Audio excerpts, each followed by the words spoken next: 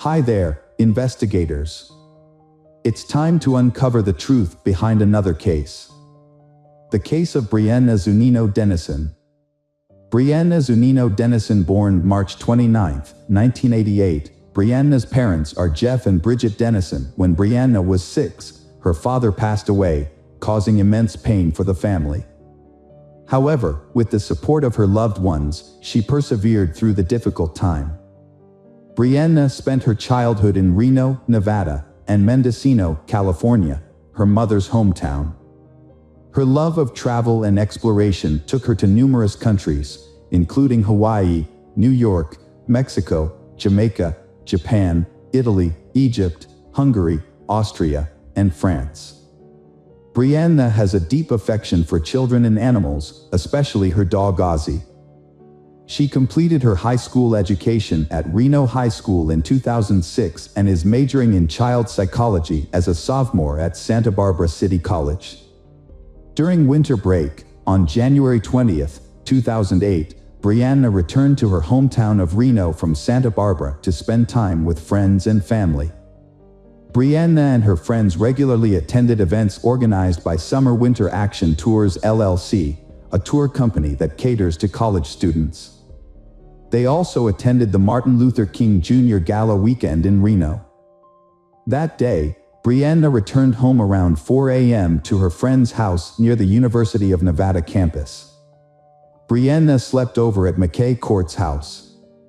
However, when McKay Court woke up the next morning at around 9 a.m., Brianna was no longer there.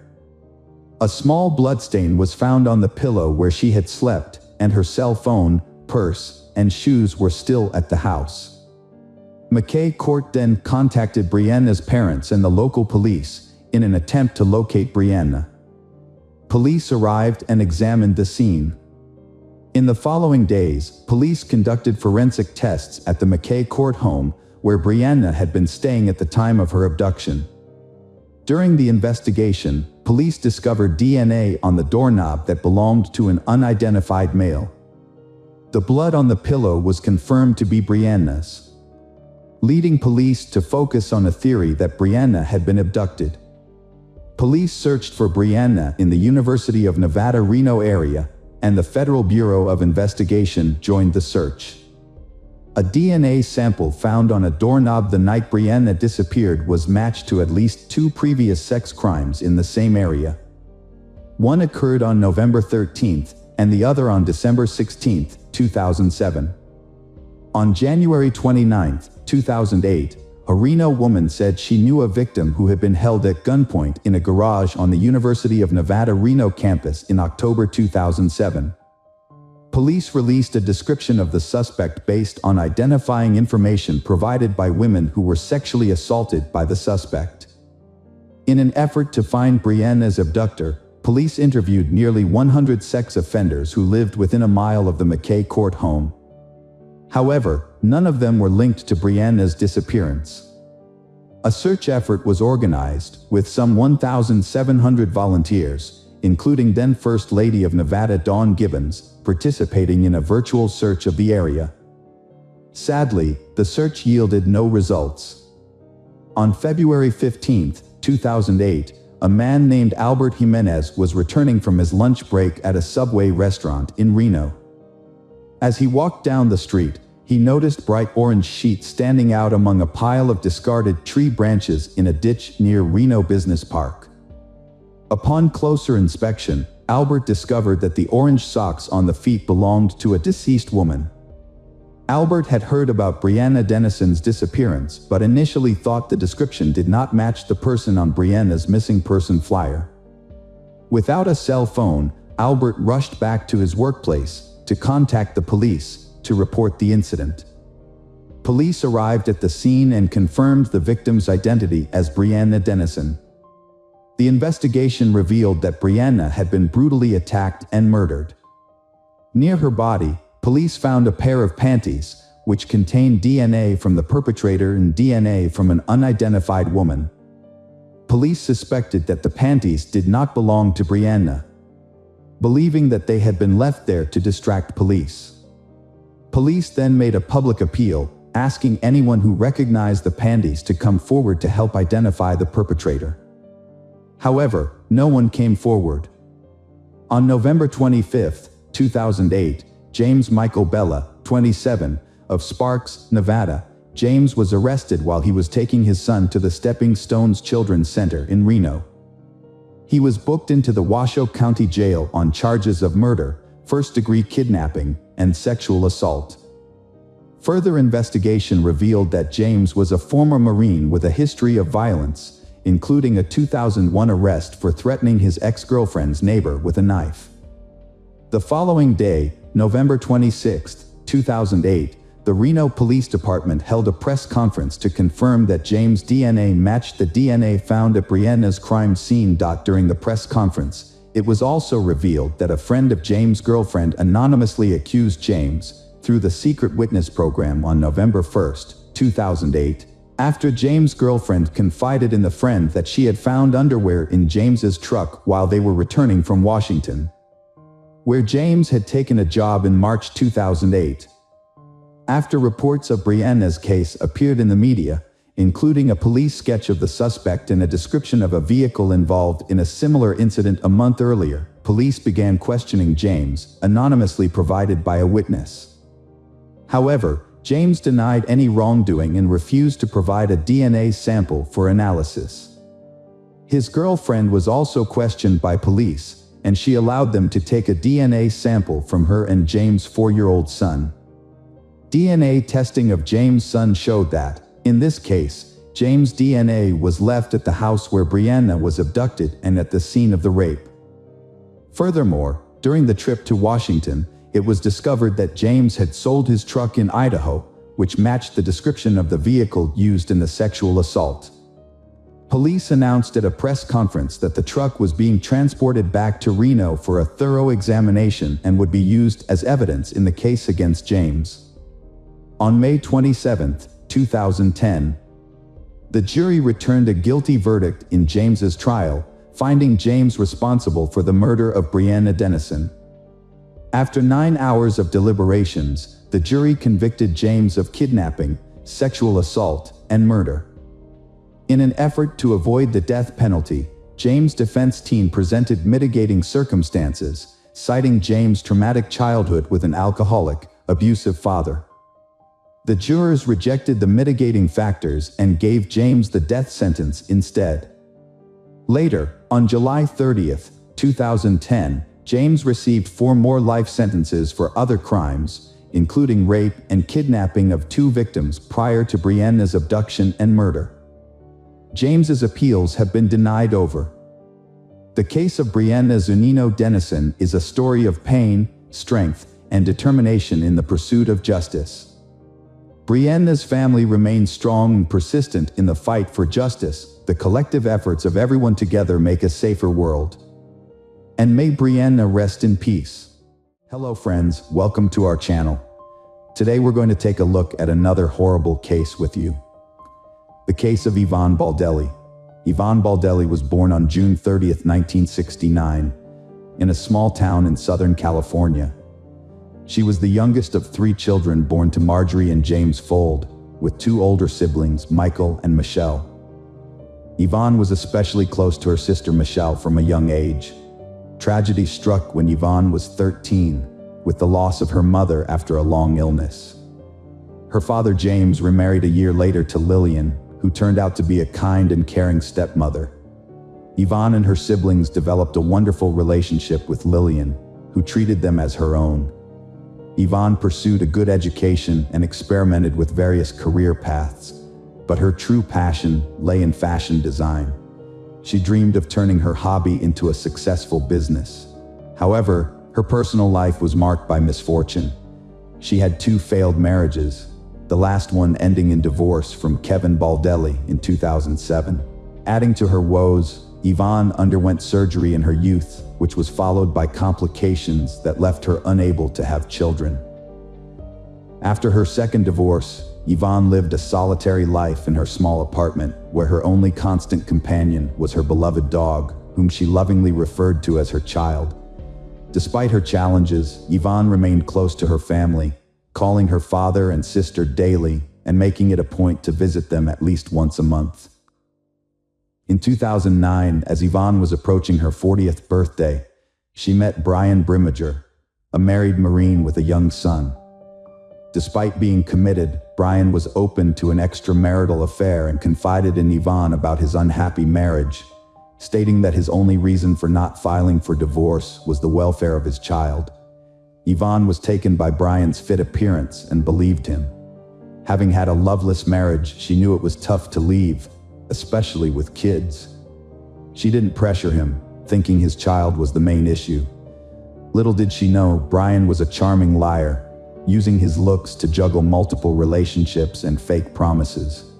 It became clear that Brimager, who was married, was having an affair with not one, but two women. One of them was Yvonne, and the other was Christine Verhoeven, a beautiful blonde with many influential contacts.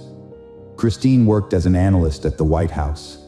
When Yvonne found out that her lover, Brian, was cheating on his wife with another woman, she decided to take action. Gathering her courage, she called Brian's wife to inform her that her husband was having an affair, not only with her, but also with another woman.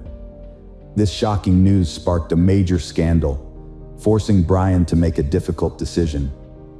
In the end, he chose Yvonne, although it's possible that she influenced his decision. A few months later, Brian officially divorced his wife and moved in with Yvonne. At the time, he was still serving in the Marines, but he had been thinking about ending his military career for a while. They seemed genuinely happy, but Yvonne's family remained skeptical of her new partner, questioning the sincerity of his feelings for her. In the summer of 2011, Brian started talking about making drastic changes to his life, including leaving the Marines, moving away from the city, and settling down on a tropical island. Yvonne shared his vision, supported him in everything, and was ready to follow him wherever he chose to go. She believed she had found the love of her life and adored him. By September, Yvonne decided to move to Panama's Carino Island, a tropical haven. Her dream was to open a boutique, creating custom outfits for tourists.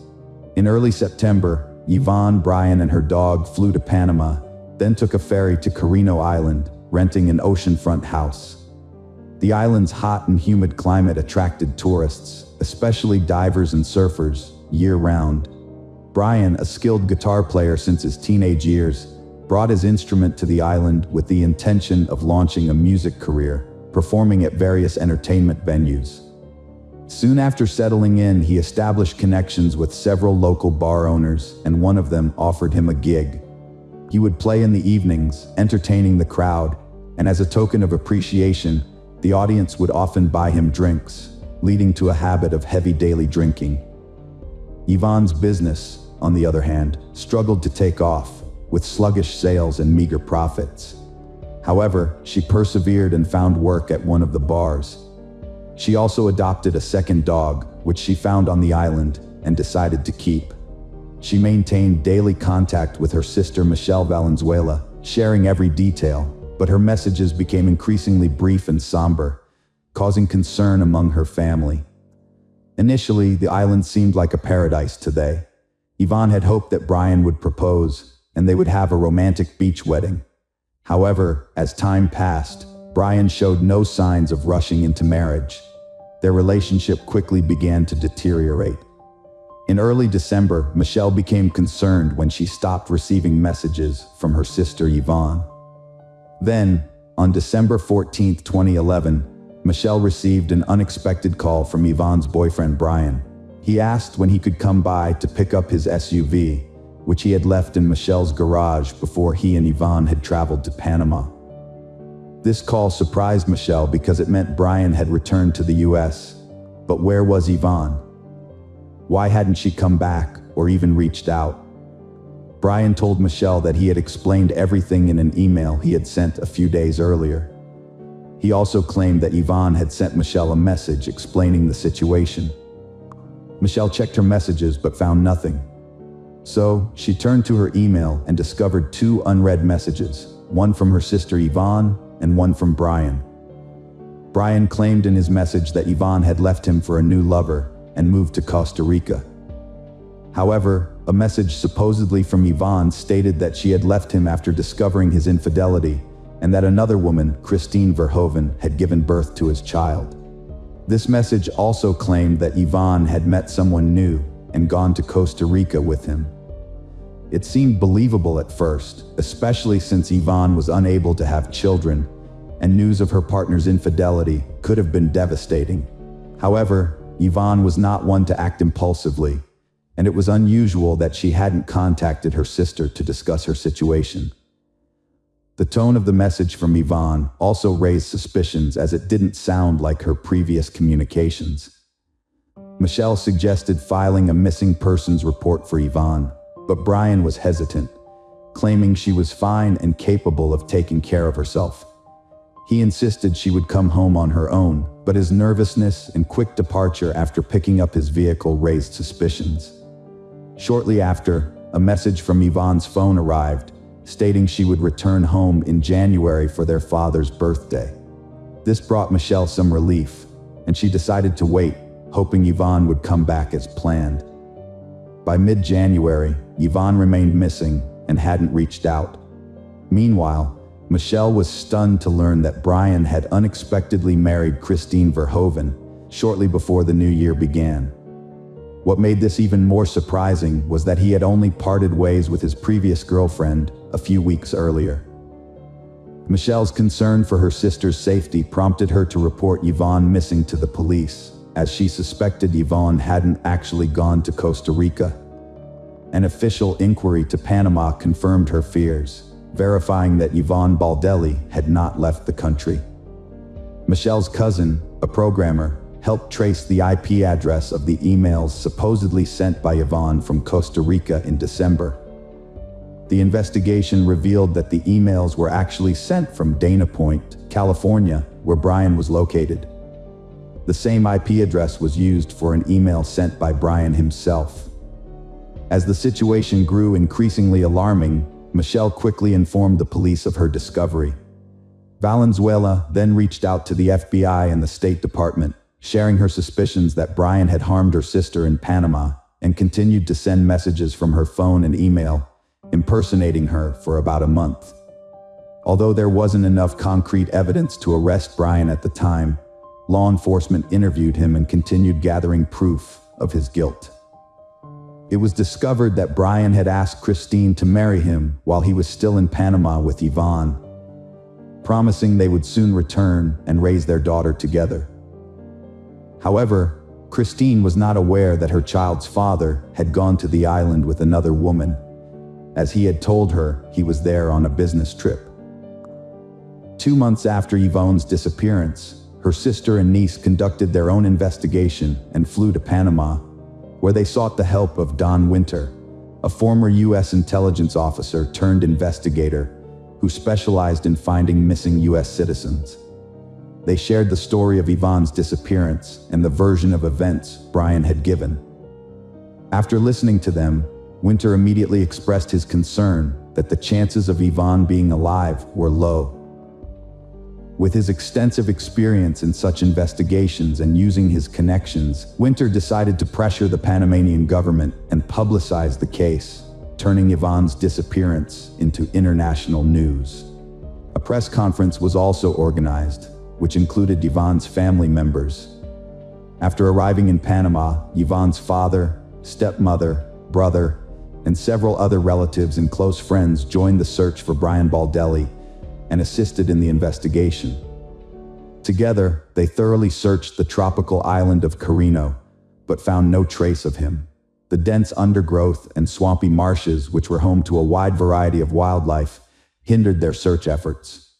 The family also questioned the island's residents about their knowledge of Brian and Yvonne and what they could reveal about the couple's behavior.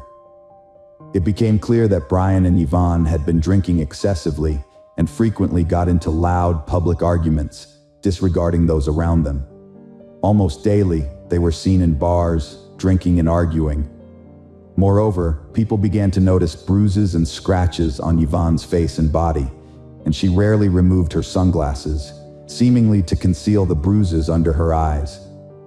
The landlord of the house they rented, confirmed that neighbors regularly complained about the noise, screams, and cursing coming from their residence. Meanwhile, FBI agents brought in a specialized team of divers to search the waters surrounding the island for potential evidence or remains of the missing woman. Unfortunately, these searches also yielded no results. From the start, Brian was the main suspect in the case, but there was no solid evidence to charge him with. He repeatedly denied any involvement, sticking to the same story that his ex-partner Yvonne had run off with another man. It wasn't until September 21, 2012, that Brian was finally questioned by the police and a search of his home was conducted. At that time, his wife Christine was at work and Brian was unemployed, staying at home to take care of their child and enjoying his favorite hobby, playing golf. Brian claimed Yvonne left him after discovering his child with another woman, but became anxious when police found Yvonne's laptop on his table. The laptop had messages sent after she supposedly left, including a photo of Yvonne with a bruise and a conversation between Brian and his mistress about their secret affair. The search history showed queries about cleaning bloodstains and removing blood from a mattress. These pieces of evidence were significant but circumstantial, as neither Aon's body nor a mattress with bloodstains was found. The fact that Brian had been sending messages pretending to be Aon didn't definitively prove his guilt.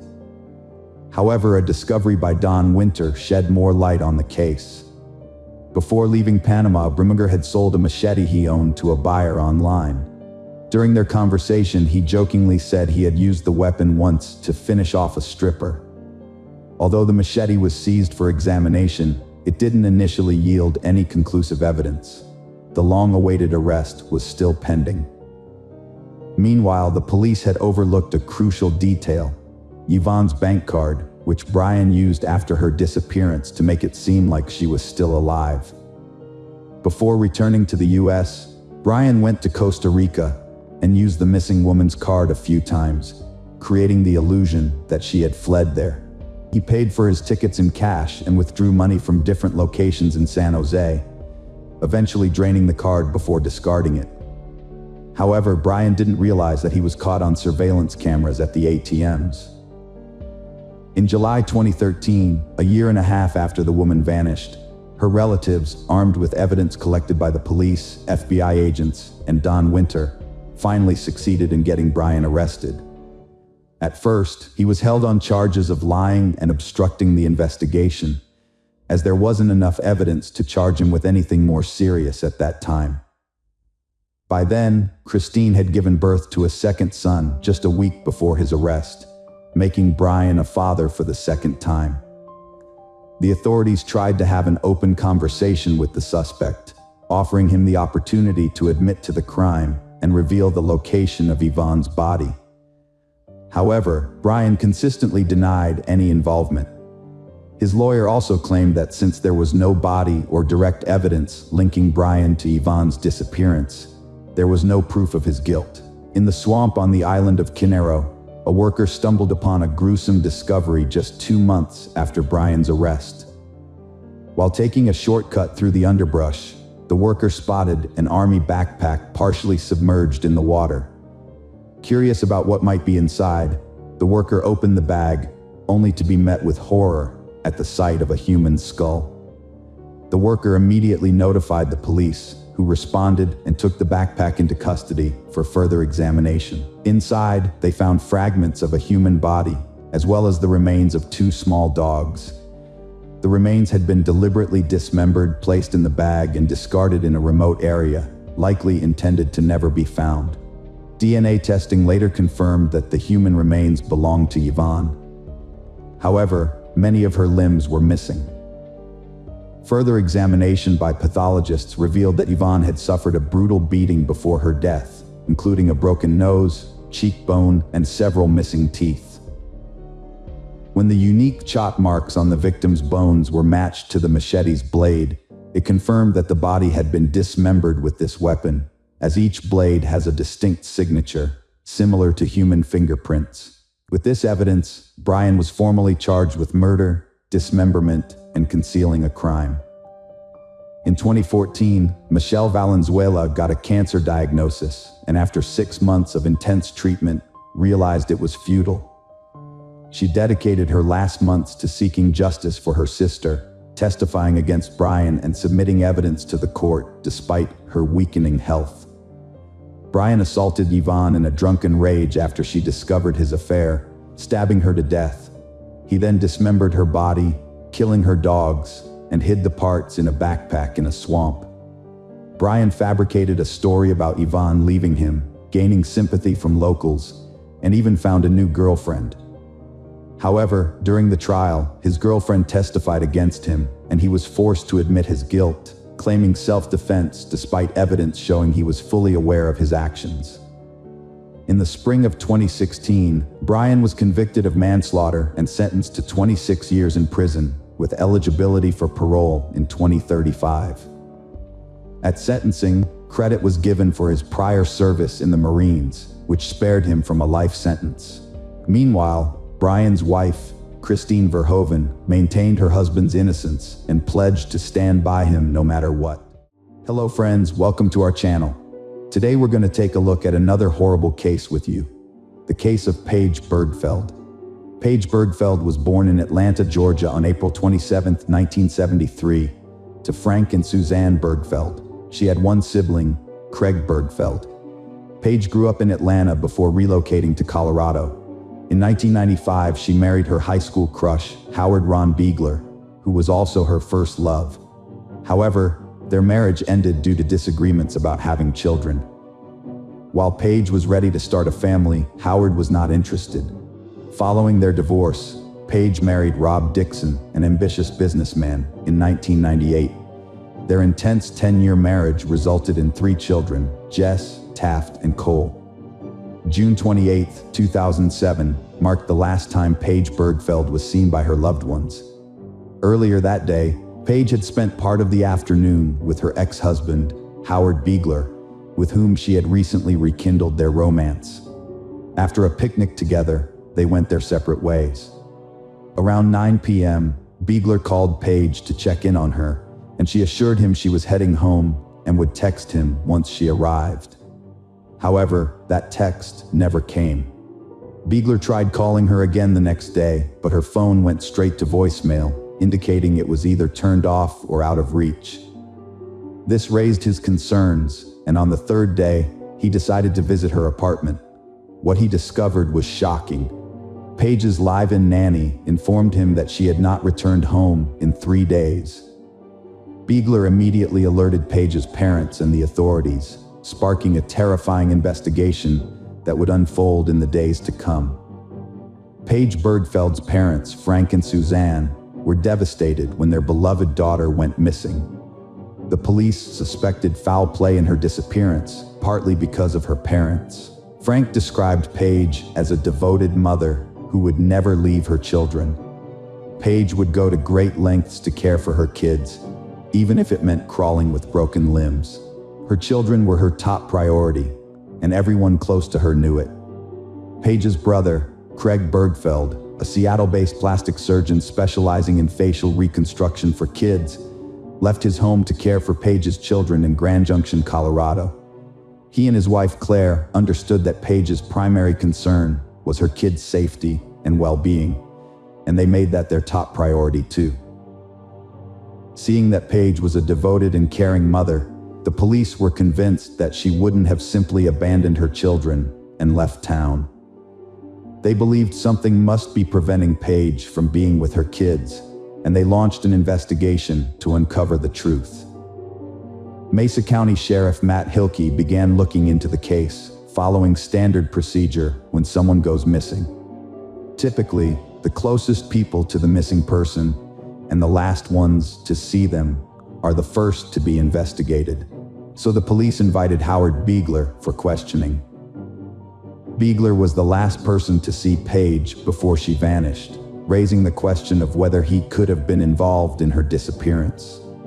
In an interview, Paige's father confirmed that Ron Beegler was Paige's greatest love. Paige and Ron had shared a passionate romance since high school, and after reuniting over 10 years ago, her father was certain that Beegler would never harm his daughter. Paige Bergfeld's life took a surprising turn. After marrying Rob Dixon in 1998, she fell for his charming personality. However, her father described their pre-marriage relationship as whirlwind-like. Rob's wealth from a successful business initially impressed Paige, but his post-marriage behavior became reckless, marked by extravagant spending and poor investments, ultimately leading to financial ruin. Paige took steps to improve their financial situation by starting a small preschool dance program called Brain Dance. She also began selling kitchen appliances for a company called The Pampered Chef from their home. However, Rob's spending habits canceled out Paige's efforts, causing tension in their marriage. Frank Bergfeld described Rob's unpredictable personality. While Rob could be cheerful, friendly, and lively at times, he would often become mean, condescending, irritable, and short-tempered. Rob Dixon's importance in the police investigation grew after a new discovery. Prior to her divorce, Paige had reported a threat to the police in October 2004. In a 911 call, she said Rob had threatened to kill the kids if she didn't let them stay with him, but the situation was resolved by the time police arrived. A year after the first incident, Paige Bergfeld reported another disturbing altercation to 911. She and her husband Rob had a fight, during which he pushed her to the ground while she was holding their baby, and then punched her in the stomach. This time, the police arrested Rob, but he was released after completing an anger management course. The Mesa County Sheriff's Office questioned Rob Dixon about Paige's disappearance. Rob claimed to have been in Philadelphia on the day she went missing, which was supported by the fact that he had moved there after their divorce. Despite his history of violent behavior towards Paige, Rob had a solid alibi, having been 2,000 miles away from Grand Junction at the time of her disappearance. The police did not release details of their interview with Rob to the public.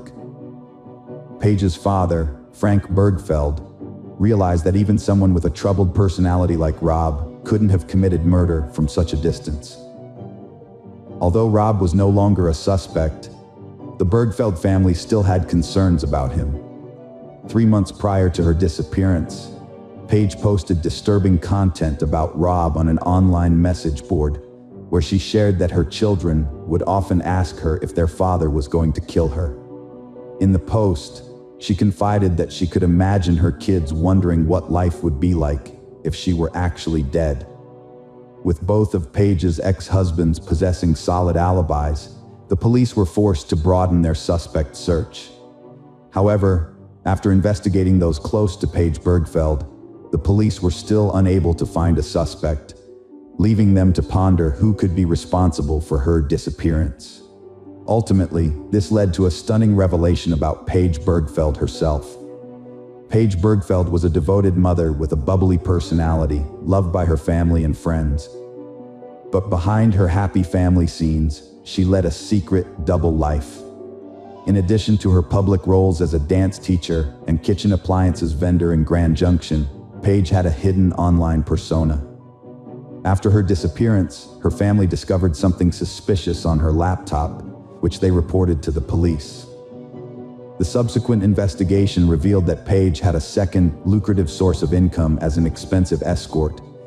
Paige used the alias Carrie online and advertised services that went beyond those of a traditional escort, including nude massages and topless encounters, as suggested by provocative internet ads. Paige's family, particularly her sister-in-law Carrie Bergfeld, were shocked to discover her secret life after her disappearance. Although her family was surprised to learn that Paige worked as an escort, they seemed to understand her reasons for doing so. Paige's love for her children drove her to take on a huge responsibility as the breadwinner and provider of her family after her divorce. Her father, Frank Bergfeld, believed that this led her to make a difficult choice. Raising 3 kids alone was a massive task, and Paige was determined to give them the best life possible. Paige's parents, Frank and Susanna Bergfeld, were surprised by the way she chose to achieve her goals. In an interview, Frank said he wished Paige had talked to him about her plans, as he would have been happy to advise her about the potential risks. Although they didn't agree with her profession, Frank and Susanna continued to love and be proud of their daughter without reserve.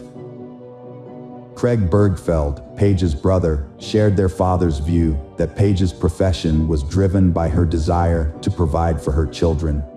He was aware that her dance school and kitchen appliance sales weren't lucrative enough to cover her $6,000 monthly mortgage, let alone put clothes on the backs of 3 kids.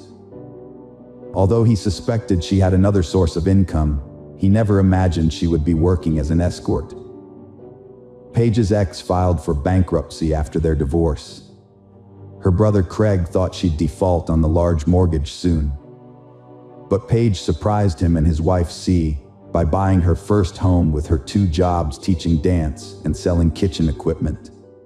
C questioned Paige about her income, and Paige confessed to having worked as a stripper before her marriage.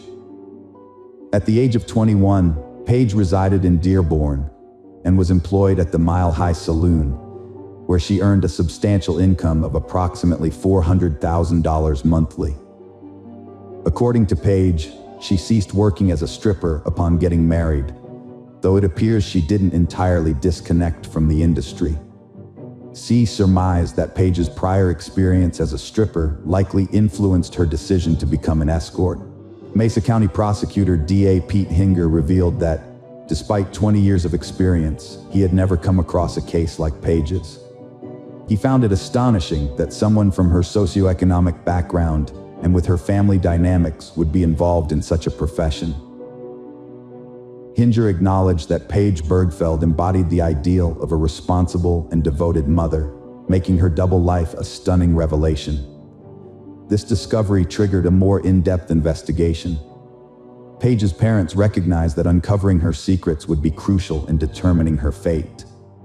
However, as much as they yearned for closure, they were uncertain if they truly wanted to know the truth. Fluky's search team made progress, but it unsettled the Bergfeld family. Craig wasn't ready to find out what had happened to his sister, clinging to hope she was still alive. Police suspected she wouldn't return, believing it tied to her secret job. The chief district attorney, Dan Rubenstein, took charge of Paige Bergfeld's case and identified a suspect, Lester Ralph Jones, a middle-aged client of Paige's escort services. Although Rubenstein was convinced that Jones was involved in Paige's disappearance, he lacked concrete evidence without her body. A major breakthrough occurred in 2012 when a hiker discovered a body. At first, the police department wasn't certain the body found was Paige's, but after conducting necessary tests, they confirmed it was her by matching her teeth and jaw. What was surprising, however, was that Paige's body had been lying in the exact spot a hiker stumbled upon it, an area already thoroughly searched by Connie Fluky's team, yet nobody had found her. The investigators theorized that the killer must have buried Paige in a grave deep enough to evade the search party. With sufficient evidence, Don Rubenstein was able to bring in Lester Ralph Jones for questioning. Although the police couldn't determine the exact cause of Paige Bergfeld's death, they were convinced it was a violent one. Paige had suffered a fractured jaw, leading investigators to believe her attacker must have severely beaten her. Additionally, remnants of duct tape were found around the corners of her mouth, and it appeared her jaw was fractured just before her death. This discovery made the items found during the search, which Connie Fluky had organized, understandable. The items included pieces of documents scattered along the highway, some of which had Paige's name, while others had her children's names. The investigators assumed that the documents must have been thrown out of the car by Paige's kidnapper as he drove her to the spot where he eventually killed her. However, another possibility was that Paige herself had thrown the documents out of the car as a way of helping people to locate her. Unfortunately, Paige's killer, Lester Ralph Jones, was able to roam free for 5 years after her terrifying murder. Given his bad reputation, it was easy to believe that he was responsible for Paige Bergfeld's death. Don Rubenstein gathered sufficient evidence against Lester Ralph Jones during the investigation. The police discovered Paige's car on the highway, burned in a fire that was believed to have been intentionally started in the passenger seat, likely to destroy DNA samples or any incriminating evidence. Notably, the driver's seat had been adjusted to fit a taller person.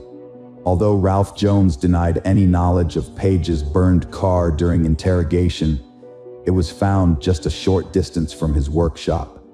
Given his criminal history, including a prior felony conviction, Ralph Jones's testimony was not credible.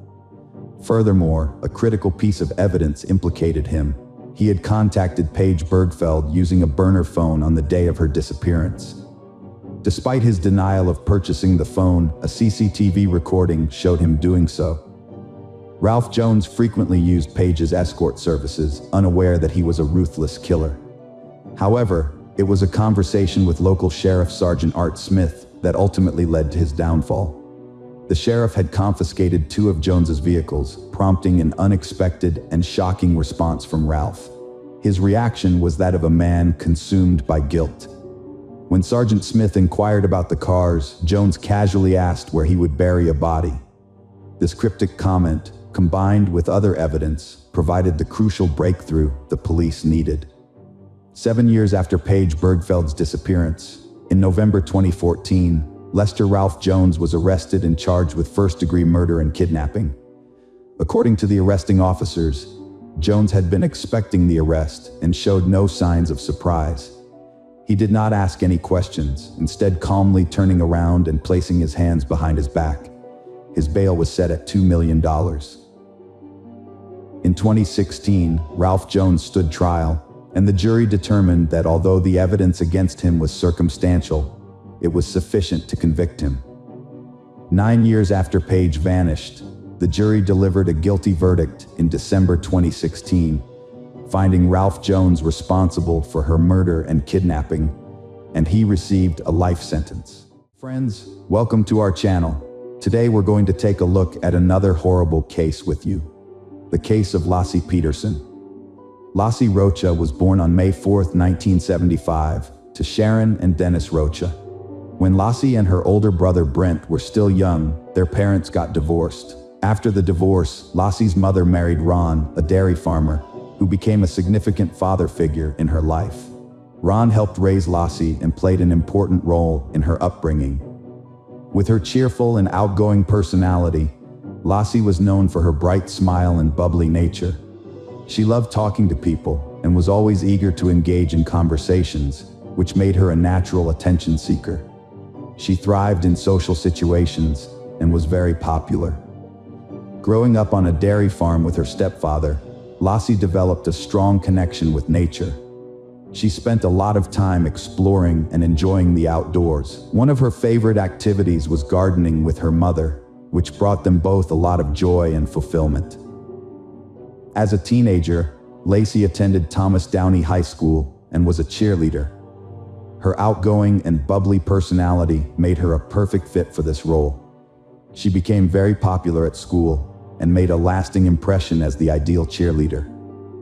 After graduating from high school, Lassie went on to attend California Polytechnic University, where she studied ornamental horticulture. Her passion for plants and wildlife inspired her to specialize in this field. While at Cal Poly, Lassie regularly visited her friend who worked at a restaurant in Morro Bay. That's where she met Scott Peterson, a co-worker of her friend. Lassie was instantly attracted to Scott and soon found herself smitten. She decided to take the initiative and gave him her phone number. Scott quickly got in touch with Lassie, and they instantly clicked during their first conversation. After some anticipation, Scott asked Lassie out on their first date, a deep-sea fishing trip. Unfortunately, Lassie got seasick during the outing. Despite the unfortunate start, Lassie and Scott continued seeing each other, and their relationship became more serious over time. They eventually decided to live together. Before meeting Lassie, Scott had ambitions of becoming a professional golfer, but as their relationship progressed, his priorities changed, and he opted to focus on a business career instead. In 1997, Lassie graduated from California Polytechnic State University, followed by Scott's graduation the next year. This marked a significant turning point in their lives, filled with promise and potential. On August 9, 1997, the couple exchanged their wedding vows in Avila Valley, San Luis Obispo County, surrounded by a picturesque resort setting. They celebrated their love and commitment to each other. After getting married, Lassie and Scott launched a new business venture by opening The Shack, a sports bar in San Luis Obispo, California. Although business was initially slow, the couple eventually saw a steady increase in customers, with weekends often being particularly busy. After several successful years, in 2000, Lassie and Scott made the difficult decision to sell The Shack. Despite the bar providing a steady income, they decided it was time to explore new opportunities.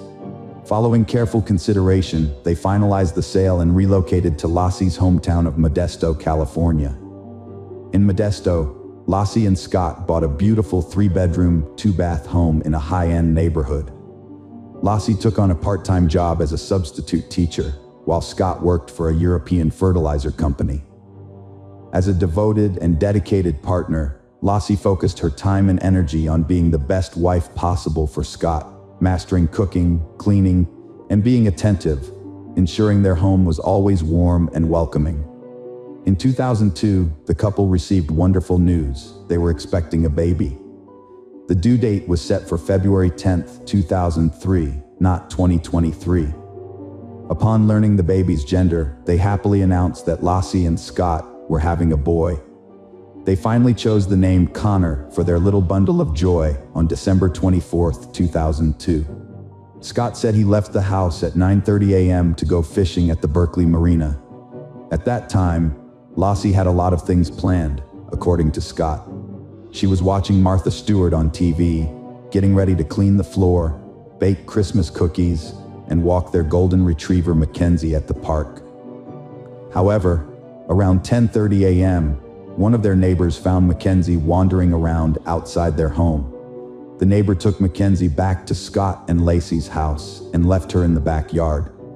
When Scott got back home that afternoon from fishing, he said the house was empty. Mackenzie was in the yard, but there was no sign of Lacey. Her car was still parked in the driveway.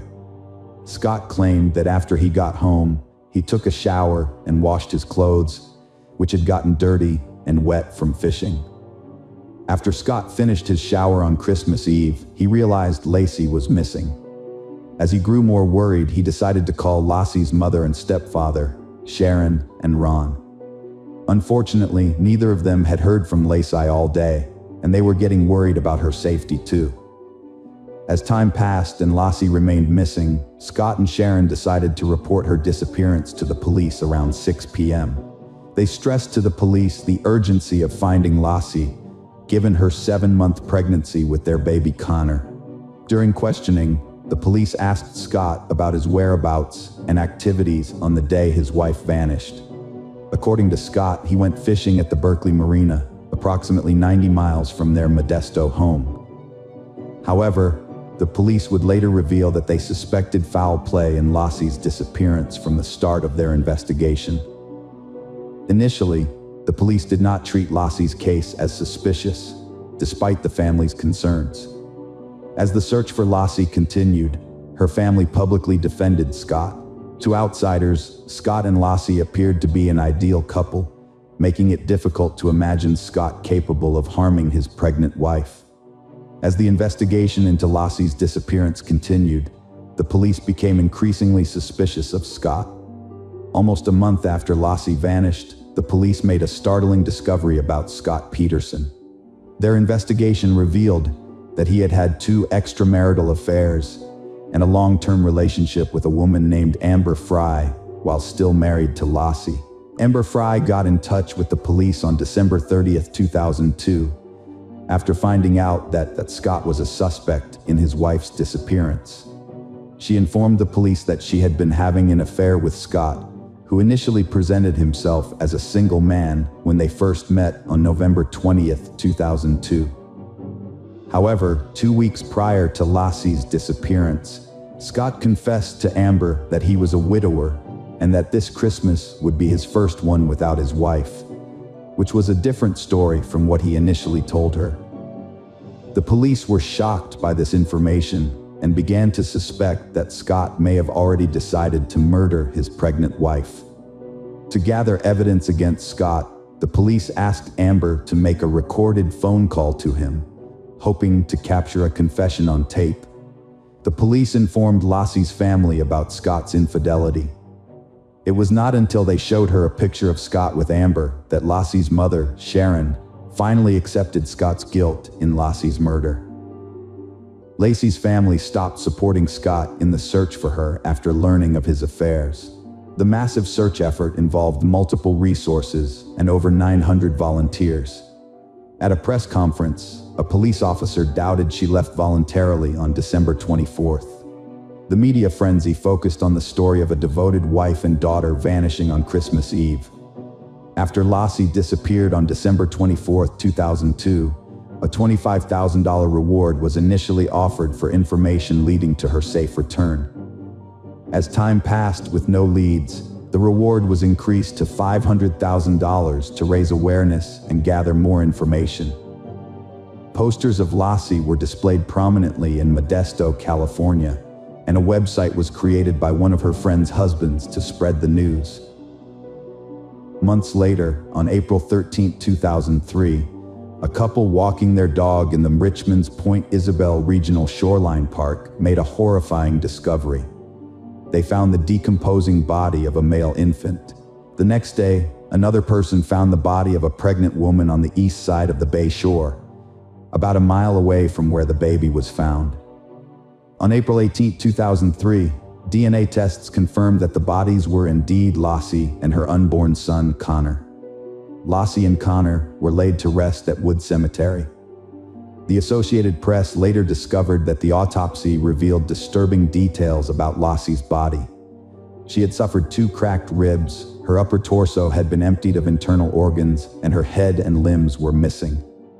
The medical examiner concluded that the baby had died while still in Lassie's womb and was expelled after her death.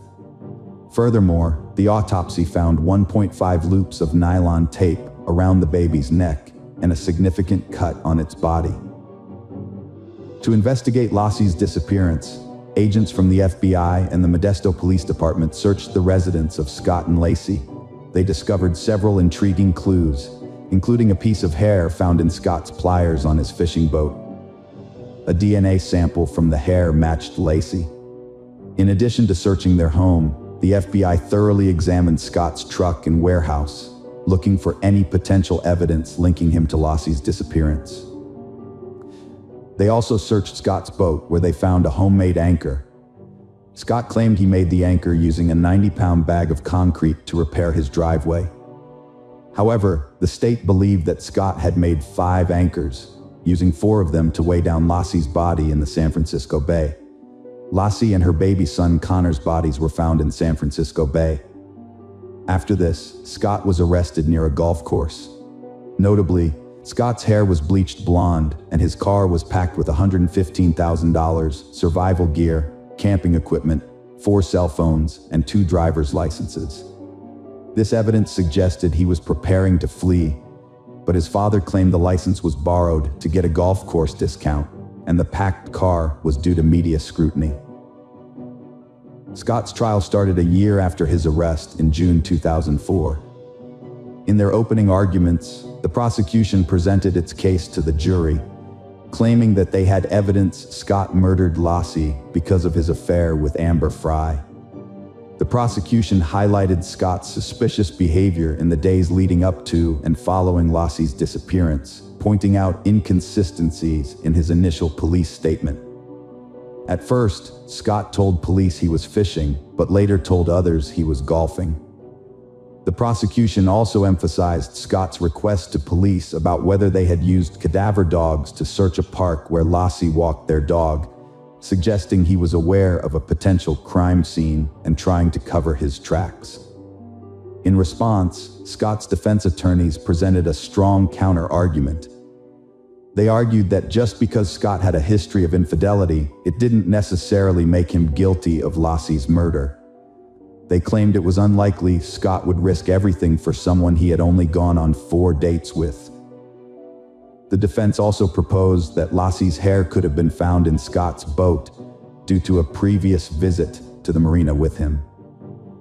During Scott's trial, two relatives of Lassie's provided testimony and reported that Scott displayed no emotional response during the period when his pregnant wife was missing. A real estate agent also testified, stating that Scott approached her in January, 1 month after Lassie's disappearance, attempting to sell the couple's home.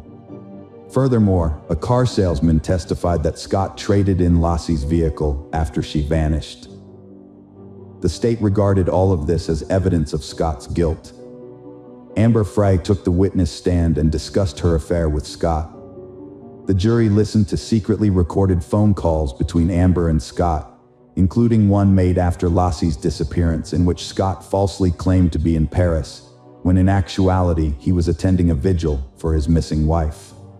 A hydrologist testified that Lassie's body could have been dumped where Scott claimed to be fishing. The defense argued there was no credible evidence linking Scott to the crime, suggesting someone kidnapped Lassie, held her until she gave birth, then dumped both bodies in the bay. During Scott's trial, a juror was dismissed and replaced with an alternate due to misconduct. This juror had conducted unauthorized research on the case, violating legal procedures. Furthermore, the foreman also requested to be removed from the case, citing concerns about maintaining a fair and just trial. On November 12, 2004, a California jury found Scott guilty of 2 counts of murder. Specifically, he was convicted of first-degree murder for the killing of his wife Lassie and second-degree murder for the killing of their unborn son Connor. Notably, Lassie's murder was classified as first-degree murder with special circumstances due to the involvement of the fetus, making Scott eligible for the death penalty. After Scott's conviction for the murders, the trial entered its penalty phase, which focused on determining the appropriate punishment. The jury had to consider various factors, including Scott's criminal history, any circumstances that might increase his punishment, aggravating circumstances, and any circumstances that might reduce it, mitigating circumstances. The jury unanimously agreed that Scott should receive the death penalty. Following the jury's verdict, the judge reviewed the evidence and confirmed their decision. He noted that Lassie's murder was particularly cruel, uncaring, heartless, and callous, which justified the death penalty. As is automatic in such cases, Scott's sentence was appealed, and his case was subsequently heard by the California Supreme Court in June 2020. During the appeal, Scott's defense team raised several arguments. They claimed that some potential jurors were improperly dismissed, that the trial judge should not have allowed 2 jurors to visit Scott's boat, and that the trial should have been moved to a different county due to concerns that many potential jurors had already made up their minds about Scott's guilt before the trial began. However, the state countered that there was no evidence to suggest any jurors were unfairly dismissed, and that none of the 12 jurors who decided Scott's fate had shown any bias. In August 2020, the U.S. Supreme Court upheld Scott's conviction but overturned his death sentence. In 2021, the judge resentenced Scott to life imprisonment without parole. Consequently, Scott was moved from San Quentin State Prison, where he had been on death row, to Mule Creek State Prison in Ione, California, as per the judge's order. President George W. Bush signed the Unborn Victims of Violence Act in 2004, with Lassie's family present.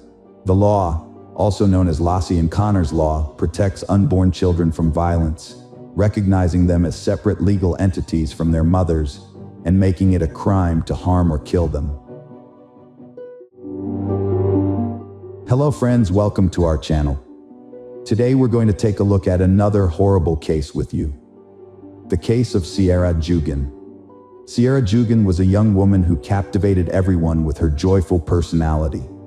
Her happy and humorous nature made her the center of attention wherever she went. She had a lively, cheeky personality that brought immense happiness to those around her. Even when she made mistakes, she had a special way of making her mom smile. As Sierra entered high school, she continued to showcase her adventurous spirit. She boldly took on new experiences, including playing volleyball. Whether on or off the court, she displayed a remarkable level of comfort and confidence.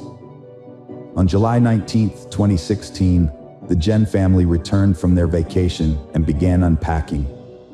Sierra was looking forward to the fall semester at the University of Tu, where she planned to study abroad. Her mom wanted to discuss her plans with her, but Sierra, being an athletic person, was eager to try out her new bike. So whenever she had the time, she was keen to take a ride. Before leaving the house, Sierra told her mom that she was heading to her boyfriend Josh's house. Her mom acknowledged her plans and told her she would see her later, around 1:05 p.m.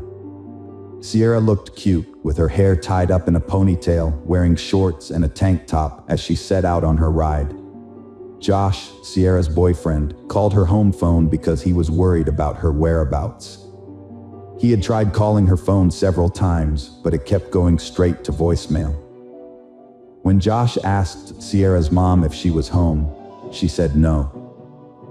Josh told Sierra's mom that Sierra had left his house around 7 p.m., and he hadn't seen or heard from her since then. Sierra's mom knew something was wrong because Sierra always answered her phone.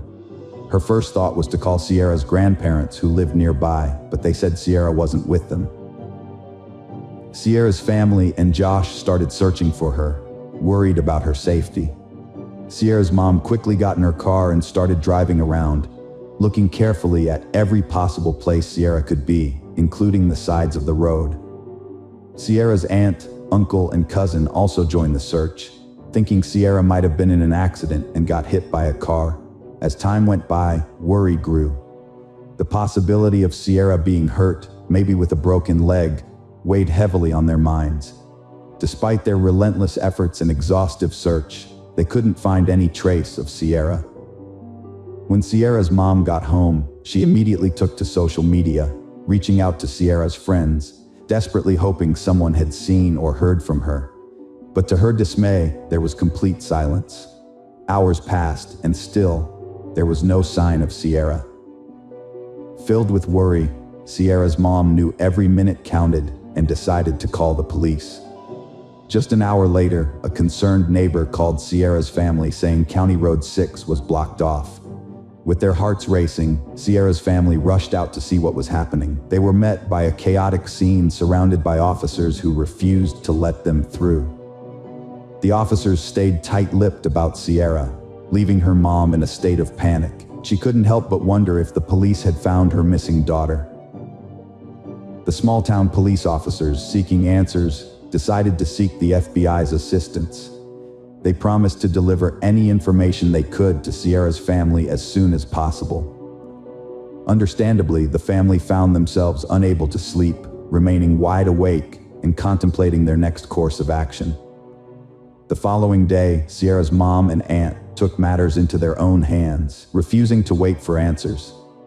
Her mom made a series of calls to hospitals, desperately searching for any signs of an unidentified female patient that might be Sierra. Despite call after call, they turned up nothing, leaving them feeling increasingly hopeless. A lead emerged from Detroit, Michigan, offering a glimmer of hope in the search for Sierra. A young woman, bearing a striking resemblance to her, had been admitted to a hospital with severe injuries, including numerous broken bones, after escaping from a moving vehicle with no identification. In an effort to confirm her identity, a nurse asked Sierra's family to describe any distinguishing marks on her body. Sierra's mom recalled a scar on her calf and a pierced belly button, which seemed to match the hospitalized girl's features, raising the family's hopes that they had finally found Sierra. Unfortunately, their hopes were soon dashed when they discovered that the girl in the hospital was not Sierra, leaving the family devastated and heartbroken after investing so much hope and anticipation in the possibility. Later that morning, the police visited Sierra's house to brief them on the previous night's events. One of the officers had found a trampled cornfield near where he'd parked his car and approached the area. He noticed signs of a struggle and a motorcycle track inside the cornfield. Not wanting to disturb any potential evidence, he backed away without touching anything. As he retreated, he caught a glimpse of a reflection: Sierra's purple bike. Further investigation uncovered several items at the scene: a pair of men's sunglasses, a pair of women's sunglasses, a blood-stained sock, and a screwdriver.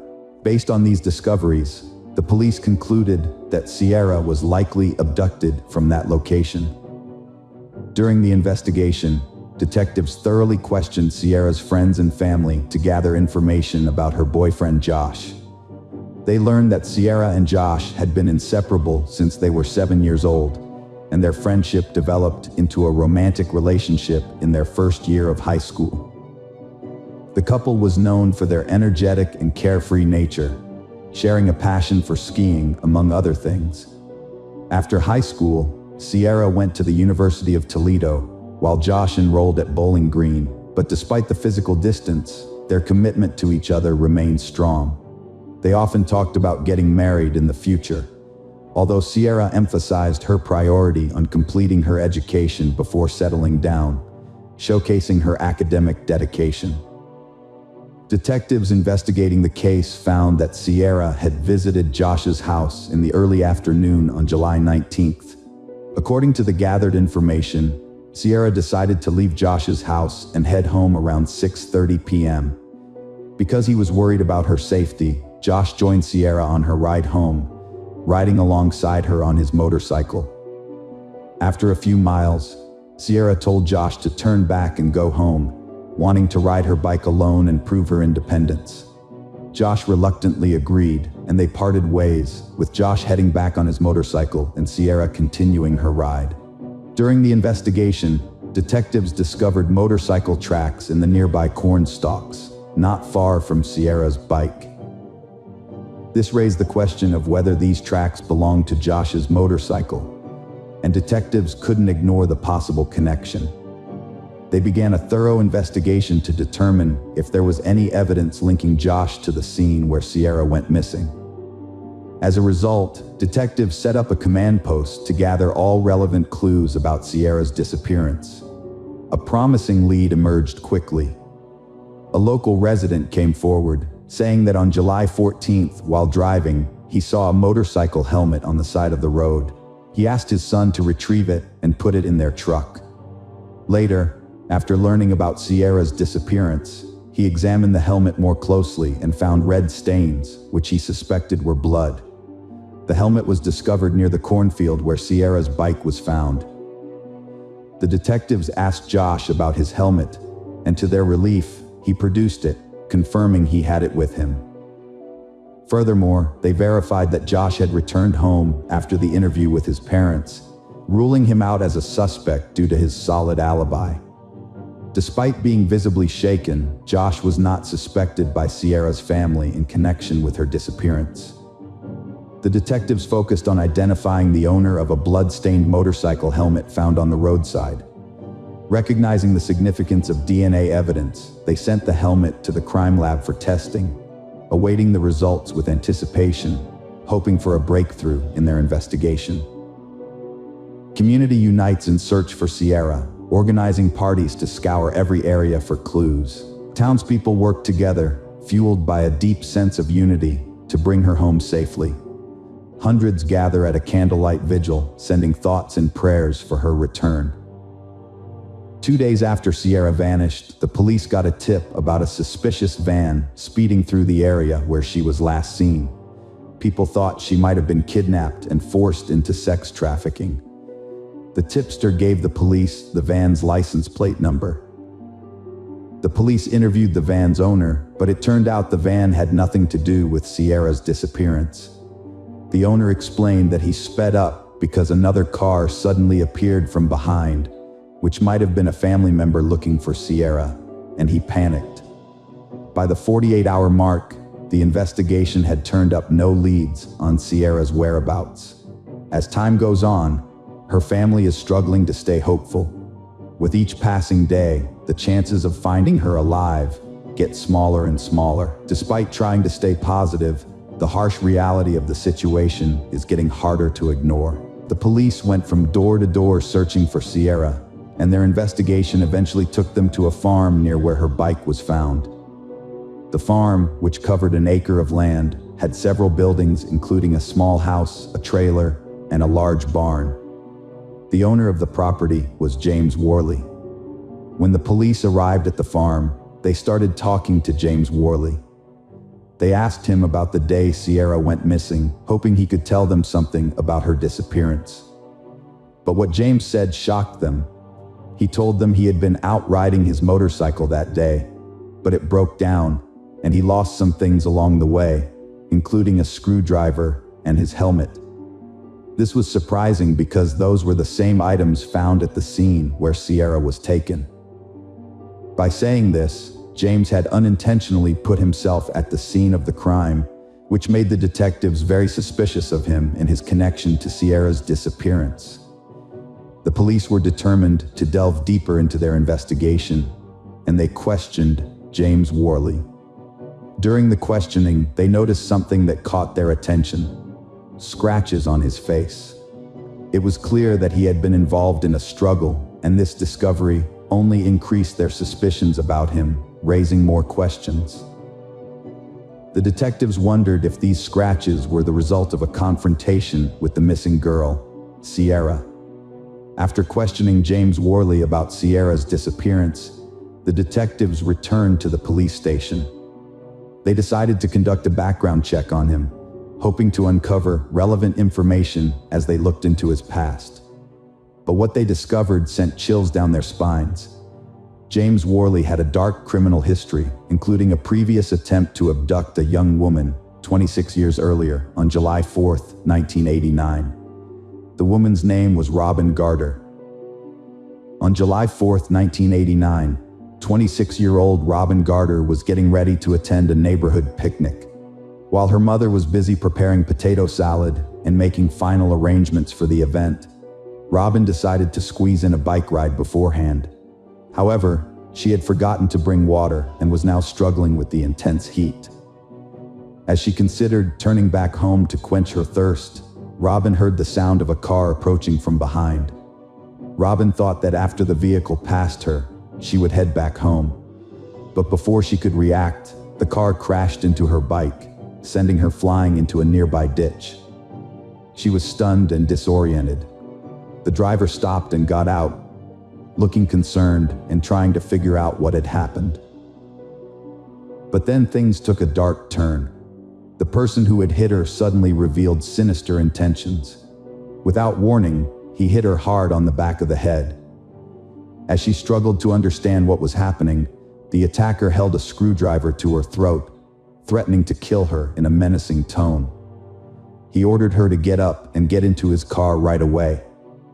The man forced Robin into his car at screwdriver point, trying to handcuff her once she was inside.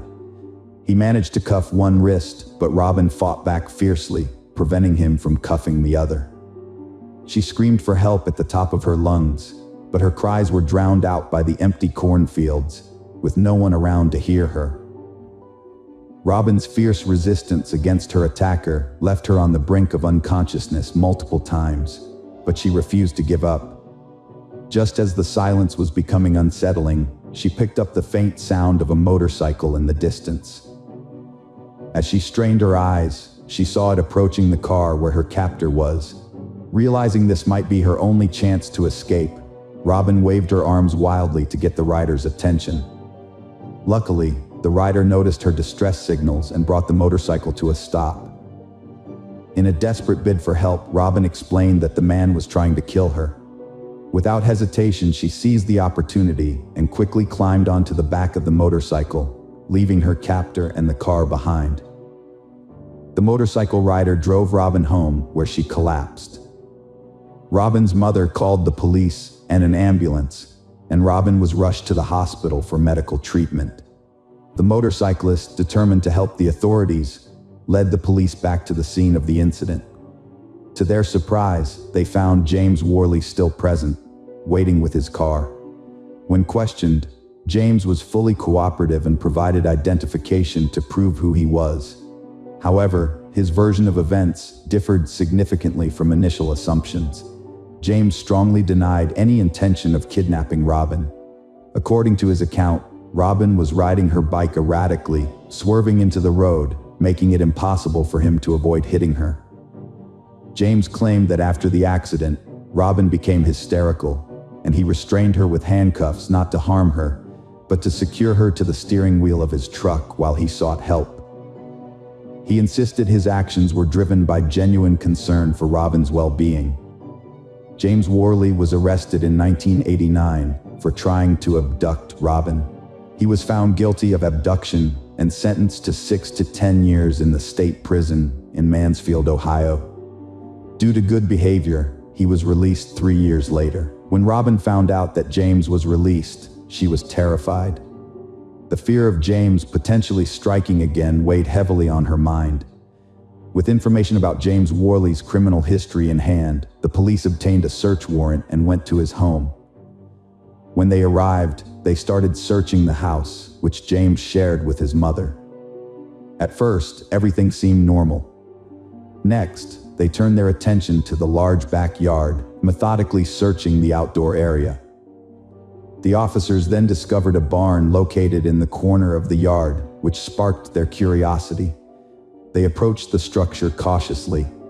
Inside the barn, the police found stacks of hay bales.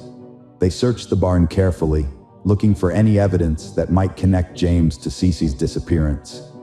The detectives examined every nook and cranny, checking each bale of hay for hidden items or clues. As they removed the bales of hay from James Worley's barn, the detectives noticed a small green crate in the corner. They approached it cautiously and opened it, finding bags of underwear, stockings, and tube tops. Each item was neatly labeled and sealed in a plastic Ziploc bag. As the detectives searched through the items, they were shocked to see a pair of purple panties with what looked like bloodstains. This discovery filled them with a sense of dread, and they wondered what other disturbing things they might find in their search of James Worley's barn. The detectives quickly spotted a piece of plywood on the ground and recognized its potential importance. They carefully lifted the plywood, exposing a small freezer buried in the barn. When they opened the freezer, they were met with a strong, unpleasant smell, similar to bleach, which heightened their suspicions. As they continued their investigation, they found other disturbing objects hidden behind hay bales, including a stained air mattress that hinted at a dark history. The presence of zip ties, duct tape, handcuffs, and keys added to their concerns, as these items are commonly used in abductions and other criminal activities. The detectives decided to send all the items taken from the property for DNA testing. Worley attempted to explain the items as part of a porn business he claimed to be planning, but the evidence against him was too strong to ignore. The combination of the disturbing discoveries at the crime scene and the incriminating items led to James's arrest for Sierra's murder. Sierra's family was stunned to learn that her abductor was someone who lived far away from her home. This news sparked a million questions in her mind, with the most pressing one being where she was. The detectives launched a thorough investigation of James's property, meticulously searching every inch of it and leaving no stone unturned. They brought in cadaver dogs to help detect any potential remains. The detectives focused on a pond on the property, recognizing its potential significance. They carefully drained it to uncover any evidence hidden beneath the water's surface. They also inspected the insulation in the front of the attic. As the investigation progressed, they extended their search to the neighboring properties, considering the possibility that evidence might have been dispersed beyond James's property. They pursued leads in all directions, diligence and thoroughness guiding their efforts. A farmer was walking through his vast field when he received a call. As he walked, he noticed a peculiar area of corn that was matted down and decided to take a closer look. When he approached the spot, he saw a nearby mound of dirt, which immediately made him think it could be a grave. This worried him even more because of the recent search for Sierra. With this on his mind, he quickly called the police, telling them about his suspicions and giving them the exact location. Responding promptly to the farmer's distress call, the police arrived at the scene. They noticed a fresh pile of dirt, which fueled their suspicion that it could be a grave. Taking the situation seriously, they began processing the area carefully to avoid disturbing any potential evidence. The officers examined every inch of the scene, hoping to find clues about Sierra's whereabouts. However, despite their thorough efforts, their search yielded no results. The detectives then searched the adjoining farms for Sierra, using drones and helicopters to cover a larger area and increase their chances of locating her. During their search, they found another mound of dirt with freshly matted corn. Their trained dogs detected the scent of decomposition, suggesting a potential crime scene. As the crime scene investigators dug, they made a grim discovery. They found human remains. Based on the evidence, it was believed to be Sierra's body. Tragically, her hands were bound behind her back, and her feet were tied to the handcuffs. Further examination revealed that an object was lodged in her mouth, restricting her airway, which ultimately led to her death. Later that night, the Sierra family received a devastating call they had been fearing. The police had found Sierra's lifeless body. The news was met with an overwhelming outpouring of grief as the entire family broke down in tears. The sorrow felt by each family member was palpable, and the weight of the moment was crushing. A month after Sierra's tragic abduction and murder, James Worley was charged with 19 counts, including kidnapping and aggravated murder. 2 years later, Worley's trial began. Despite the overwhelming evidence against him, he pleaded not guilty to all charges. Over 8 intense days, the prosecution presented a gripping story that captivated the jury and spectators alike. After deliberating for 6 hours, the jury found Worley guilty on all counts related to Sierra's murder. The severity of the crime led to Worley being sentenced to death. Hello friends, welcome to our channel. Today we're going to take a look at another horrible case with you, the case of Cargen Oviedo. Rolando Angel Aquino was a charismatic individual who naturally drew people's attention. One day he caught the captivating gaze of Cargen Oviedo, a woman with a fiery passion for life and an infectious energy. They instantly connected, sharing similar interests and dreams, as well as a strong determination and entrepreneurial drive. This chance encounter led to a beautiful relationship that brought them true happiness. In 2016, the couple took the next step, moving in together and launching their own business, a warehouse, in their home. Cargen's keen eye for detail shone as she created a welcoming sign on one of the windows for customer service, alongside lists of items for sale. This was their pride and joy, a small but thriving venture. The people of Mañata watched this happy and driven couple with admiration and curiosity, wondering who they were and how they achieved so much. While many knew Cargen from her childhood, Rolando remained an enigma, with his past in Bolivia remaining a mystery to all. Rolando not only co-ran the business with Cargen, but he also worked at the Galeen Fair, where wholesale fruit sales took place. From the outside, it seemed like they had found their perfect life together, but even the strongest relationships can be put to the test.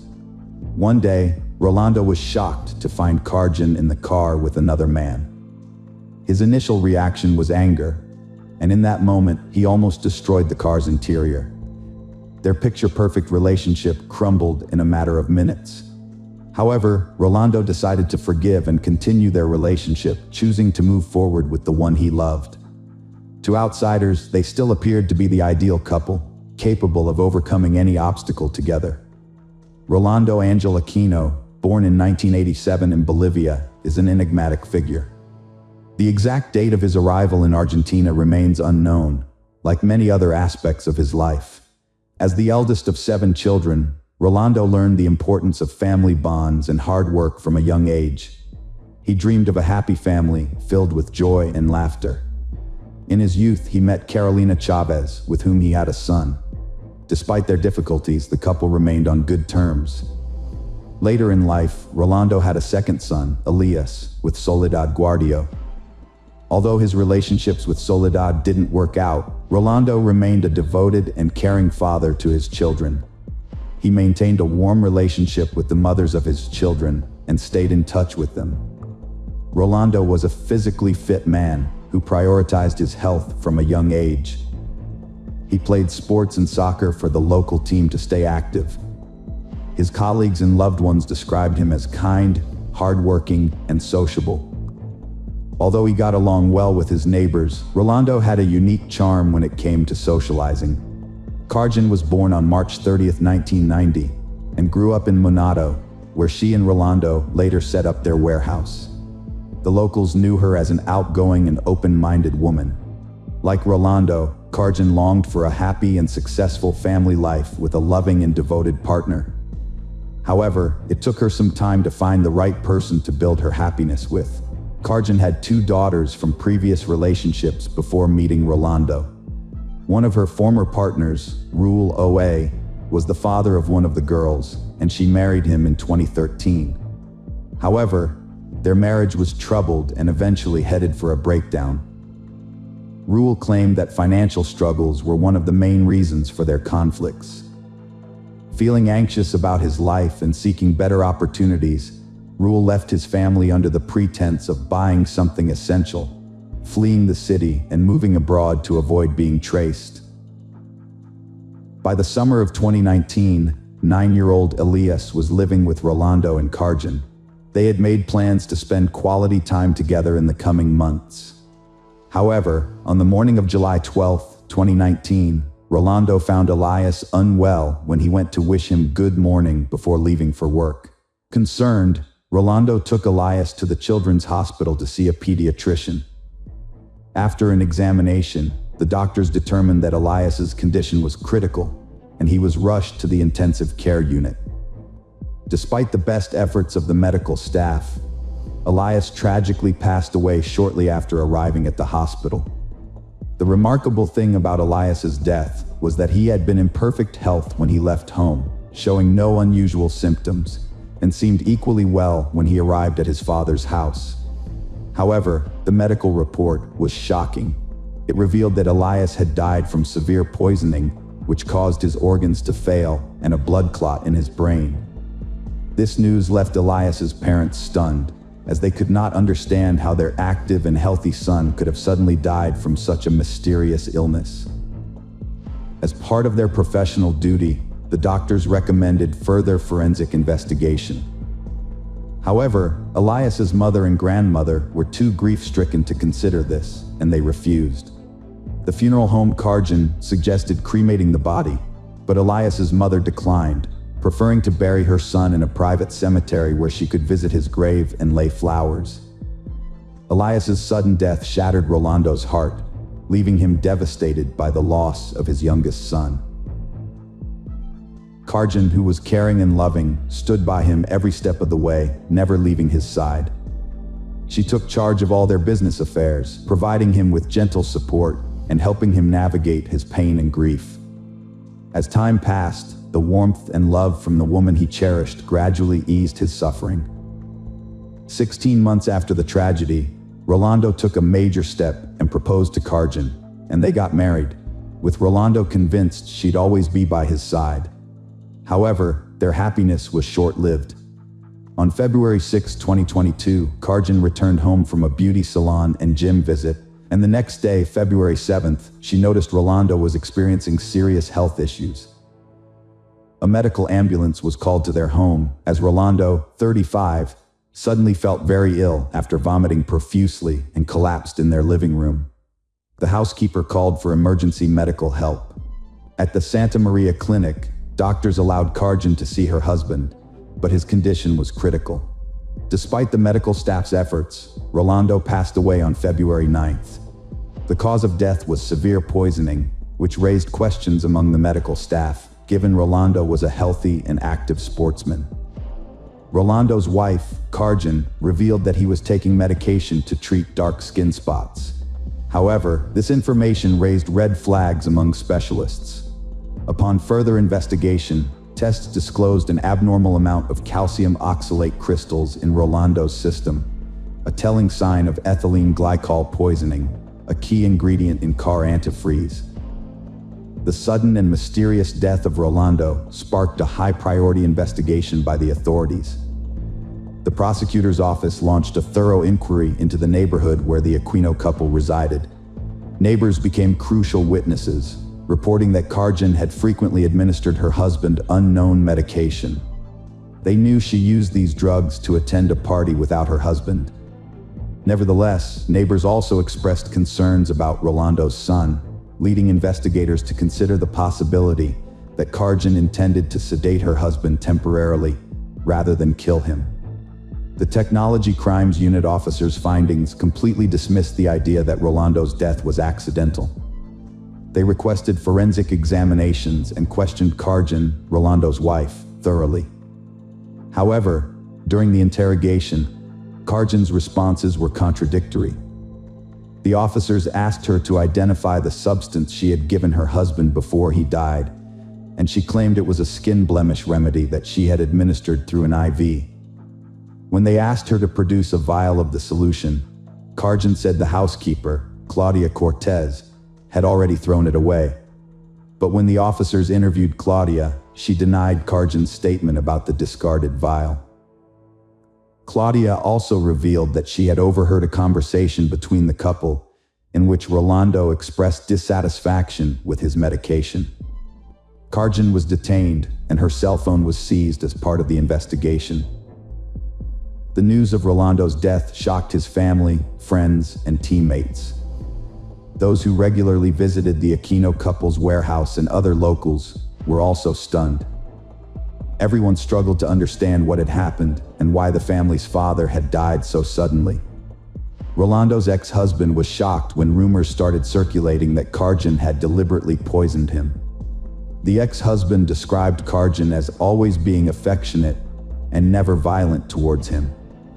However, an investigation into Karjan's phone revealed that she had searched online for information on the most deadly poisons and ways to erase her search history. Furthermore, records showed that she had ordered ethylene glycol twice from an online store. According to the Agency for Toxic Substances and the U.S. Centers for Disease Control and Prevention, ethylene glycol is a synthetic substance used in antifreeze production, which is odorless, has a sweet taste, and is extremely toxic to humans. Based on forensic evidence and other clues, the prosecutor's office accused Karjan of intentionally poisoning Rolando by mixing the substance with orange juice, which severely damaged his health and ultimately led to his death. A series of strange and tragic events in the Aquino family prompted the authorities to take drastic action. Suspicions arose over the cause of 9-year-old Elias's death, leading to a new investigation. The prosecutor's office launched a detailed probe into the boy's medical history. According to his mother, Elias was healthy and active until he suddenly slipped into a coma at his father's house, never to recover. However, the death certificate stated that the cause was a malfunction of his internal systems and cerebral thrombosis. Investigators doubted that a healthy 9-year-old could have died from such causes. The prosecutor's office requested information on possible ethylene glycol purchases and received a response confirming that Karjan had bought the poison on July 2, 2019, shortly before Elias arrived at the Aquino home. Relatives also confirmed that Karjan insisted on cremating Elias's body, but the birth mother refused, preferring to bury her son. The gathered evidence was sufficient for prosecutor Claudia Rios to file new aggravated murder charges against Karjan on March 4th, related to Elias's poisoning.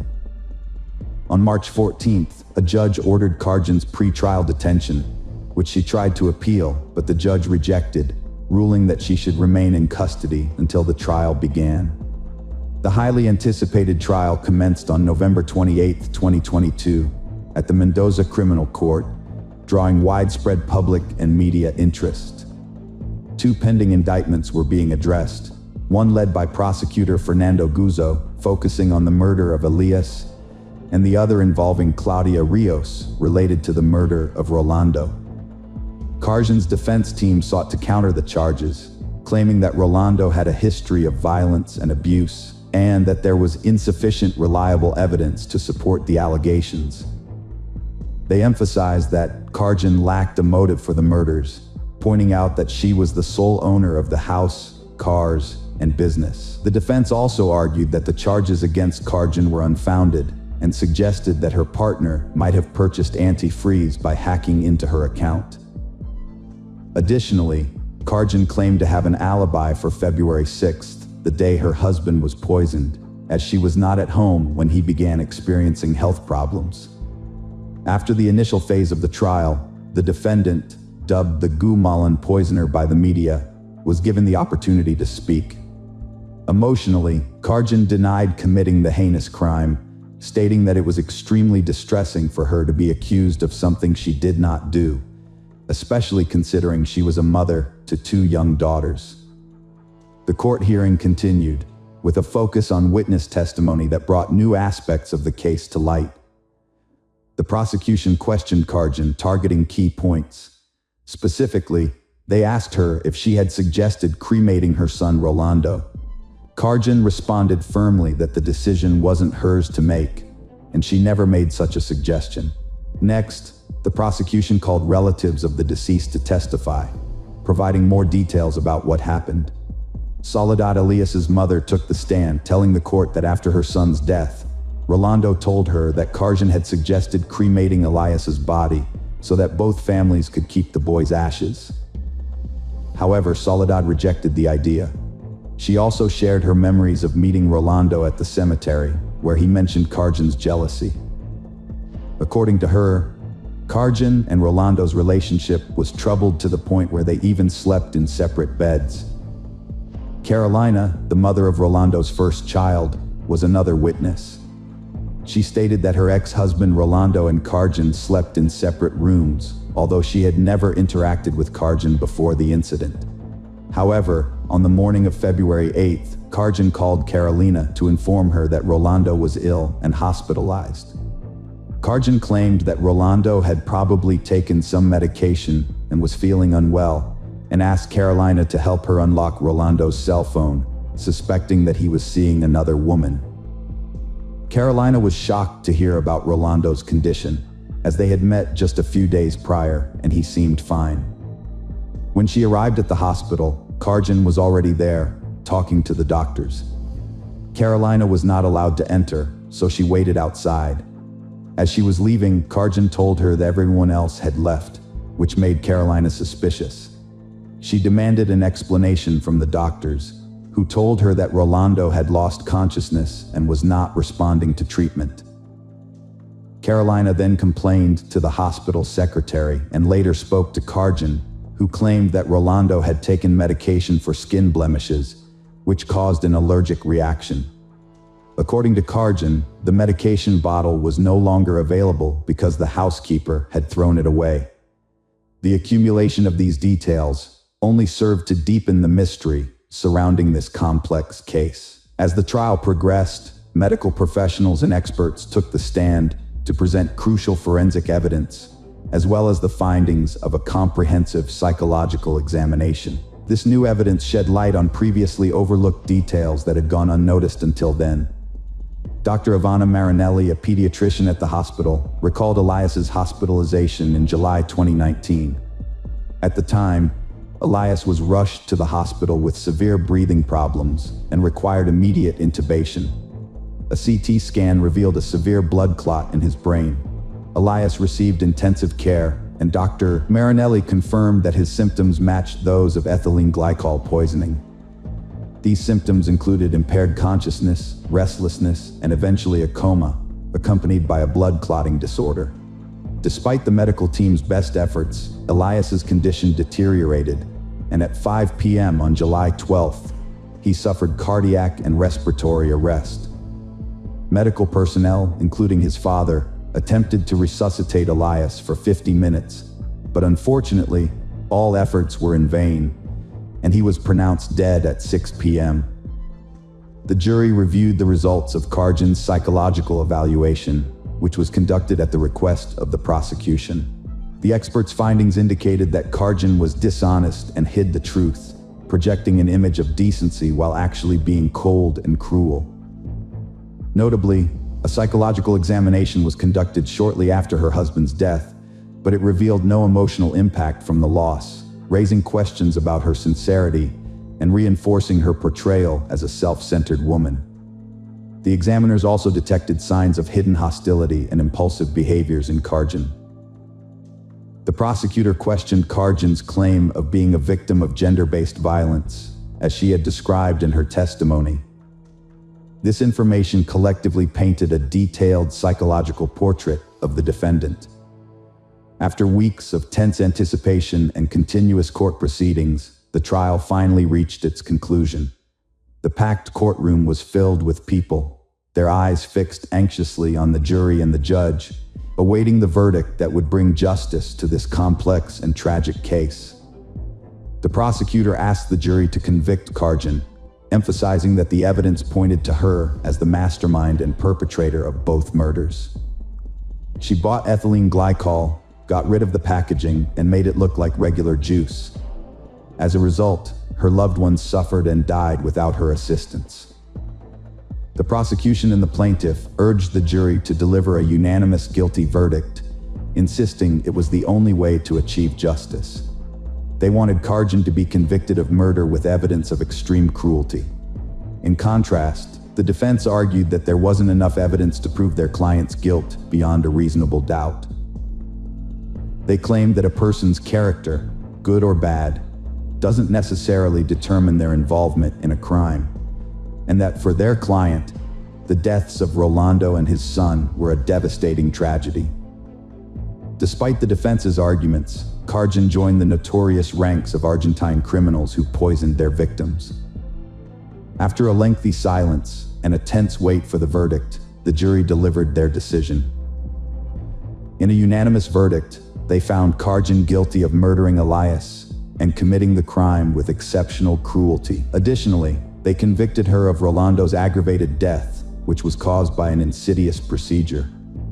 Karjan, dressed in black with white beads around her neck, remained expressionless as she heard the verdict. The jury's guilty verdict resulted in her receiving a life sentence in prison. Karjan, the defendant, attempted to evade punishment for the treacherous murders that shocked society and left many unanswered questions. Her plan to cremate the victims' bodies may have been her final attempt to avoid the punishment she deserved. Nevertheless, the court and jury remained unmoved by her tactics and delivered a just verdict.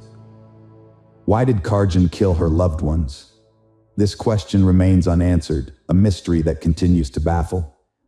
On the surface, she had everything one could ask for to be happy. Yet perhaps the root of her motive lay hidden in the recesses of her own soul, driven by jealousy, self-interest, or an inflated sense of pride. Despite the heinous nature of her crime, Karjan refused to acknowledge her guilt, leaving the true motives behind this dark act unclear. Now, as Canova faces a lengthy prison sentence, she will have ample time to reflect on the dark forces that may have consumed her, ultimately destroying not only her own life, but also those around her. This tragic tale serves as a poignant reminder that even in the closest of relationships, terrible secrets and mysteries can lurk beneath the surface, and that true love and loyalty must always be our guiding principles.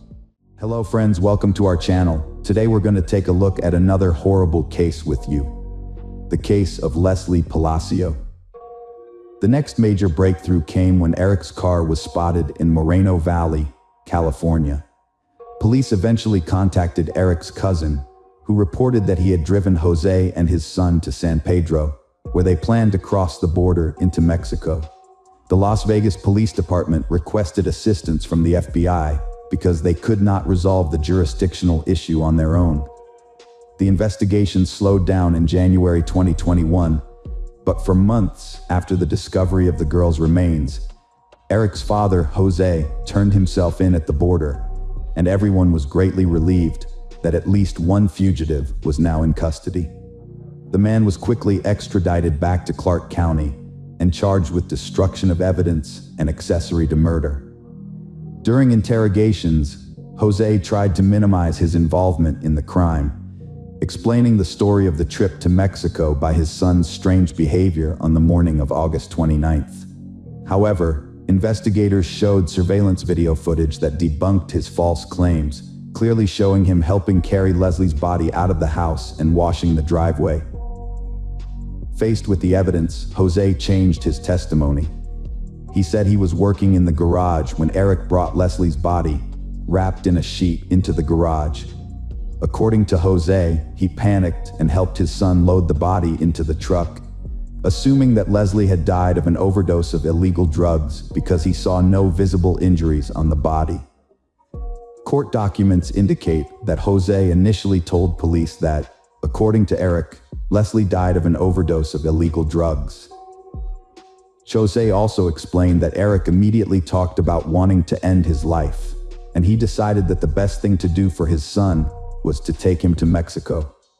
When investigators asked Jose for Eric's current whereabouts, he explained that as soon as the two of them entered Mexico and boarded the bus was searched by Mexican authorities. He and his son got scared and decided to split up, thinking that apart, it would be harder for the authorities to find them.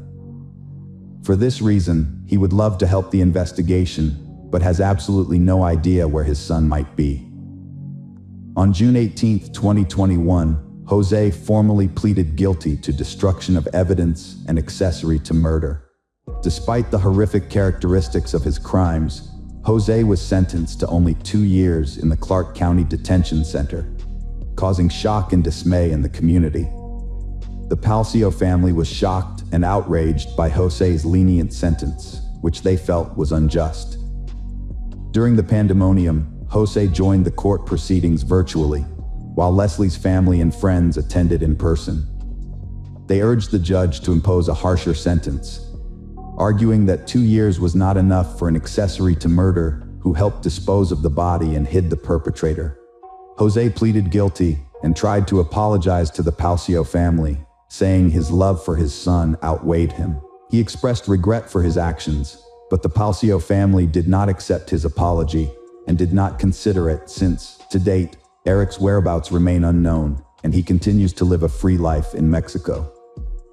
Jose was released on April 28, 2022. Ofalia Markarian, the attorney and representative of the Palacio family, commented that she is absolutely furious and that this is simply unfair.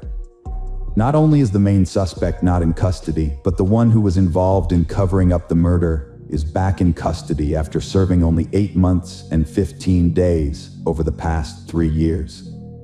The Palacio family has never gotten justice, and Leslie's story highlights the flaws in the justice system and raises questions about fairness in dealing with serious crimes.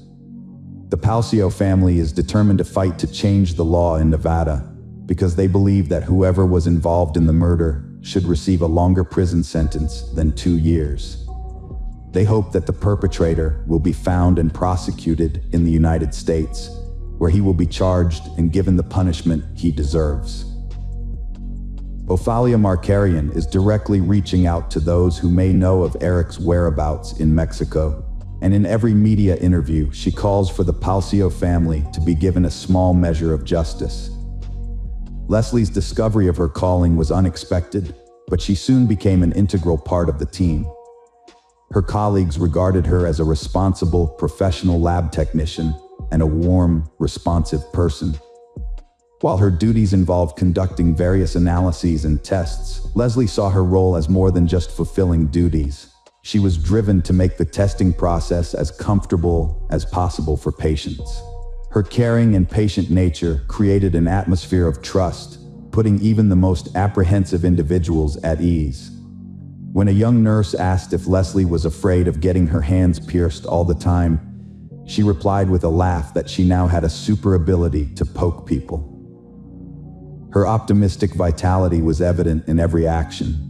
By all accounts, Leslie had the unique potential to become a sought-after specialist in medical laboratory diagnostics, and she would have, if not for a dramatic turn of events. Since childhood, Leslie had been accustomed to helping and caring for others. As the second of 5 daughters, she took on a maternal role when her mother, Rosalia Palacio, worked as a hotel cleaner. Rosalia remembered Leslie kicking her out of the kitchen when she tried to cook dinner after cleaning over 15 hotel rooms in a shift, gently urging her to rest. Leslie took it upon herself to prepare dinners, finding cooking to be a source of inspiration. From then on, she made sure her family members were well fed, even when she was away, calling home to ensure everyone had eaten. For Leslie, family was her top priority, and she easily inspired her sisters with her energy and ideas. Even during the pandemic, Leslie didn't let her love of sports fade away. She organized workouts in her backyard and taught her mom various exercises. She also danced daily in front of the mirror with her sister to music. Leslie's passion for experimenting with hair colors and image inspired her to create a joint business plan with her older sister to open a boutique. They started designing and sewing dresses at home in their own unique style. When Rosalia got laid off due to downsizing during the pandemic, Leslie suggested that her mom start her own small cleaning company. She promised to help her mom with cleaning services in her free time from work and school. At a family council, Leslie reassured her mom, "We'll be fine soon, you'll see." They came up with a name for the company, Palacio Cleaning Service. Leslie's dreams were finally taking shape as their family firm landed its first contract. But on August 29, 2020, all their plans and dreams came to a halt. By the end of August 2020, Leslie had completed the lab assistant program, and the family firm received a large order. Feeling stressed and worried, Leslie decided it was time to take a break and enjoy an evening of dancing and fun. With pandemic restrictions slowly lifting and Las Vegas coming alive, she felt it was the perfect time to unwind. Leslie's friends refused to accompany her, even though people were gradually overcoming their fears and returning to their normal routines. They were still uneasy about being in crowded, enclosed spaces. Despite this, Leslie remained hopeful of finding someone to share a fun evening with, so she posted on Instagram about her desire to do something unexpected. To her surprise, Eric Rangel Ibarra responded to her post. Leslie and Eric's families had attended the same church for 14 years and occasionally socialized, making them childhood acquaintances, though they had never been close. Leslie was aware of Eric's interests and had received friendly texts from him in the past, but she had never reciprocated his attention. She had always been polite to him, though. Ordinarily, Leslie would have turned down Eric's offer to keep her company, but this time, she was eager to break the monotony of her daily life with a fun evening, so she decided to accept his proposal. Leslie's friends were busy, so she took Eric up on his offer to share Las Vegas nightlife stories. Despite some unease, she decided going out with Eric was better than staying solo. Leslie regularly checked in with her sister, detailing her whereabouts and activities. When she mentioned Eric wasn't drinking, Kayla joked about healthy living. Eric and Leslie's first destination was the casino at the Longhorn Hotel. They arrived at 1:31 a.m. on August 29th in Eric's white Ford F-250, as shown by the surveillance footage reviewed by the police later. The couple spent about 25 minutes inside the casino, leaving at 1:56 a.m. After their casino visit, Leslie kept her sister updated on their activities, sending a message at 4:40 a.m. However, Leslie's next message was alarming, saying, "I need to talk to you about something shitty." Her sister inquired about the issue, but Leslie didn't respond. Instead, a text box appeared, indicating that Leslie had started to type a response, but never sent it. Unfortunately, this was the last message Leslie sent during her lifetime.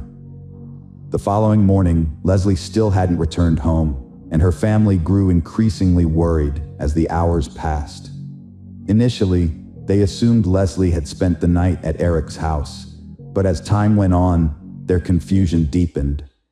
Eventually, the family decided to check on Leslie at Eric's house, where they stumbled upon a suspicious scene. Eric's mother and daughter were removing furniture, pretending they had only just learned that Leslie and Eric had been together the previous evening. Fortunately, Leslie's family arrived at Eric's house just in time, preventing a significant delay in the investigation. The police found bloodstains in the house and a messy bedroom, suggesting that Eric's mother and sister had spent the day packing up their belongings, including furniture, instead of cleaning up evidence of a crime. This indicated that they were not going on a short trip, but rather planning a long-term absence, likely to reunite with Eric and his father, Jose, who had fled to Mexico to avoid prosecution. When Mrs. Ibarra met the Palazzo family, she likely realized their chance to escape had passed. and the panicked mother and daughter began denying any knowledge of Leslie's evening with Eric. Their suspicious behavior aroused suspicion that something serious had occurred. Luckily, the Las Vegas police acted quickly, issuing a billing inquiry to track Leslie's movements from the previous night. Although it took time to receive the data, the Palazzo family didn't wait and launched a campaign to spread the word about Leslie's disappearance. The community responded, sharing the information on social media, and surprisingly, many people, including Eric's mom, showed they cared. Detectives continued to question Mrs. Ibarra, seeking more information, and on August 31st, she went to the police station to file a missing persons report for her husband and son.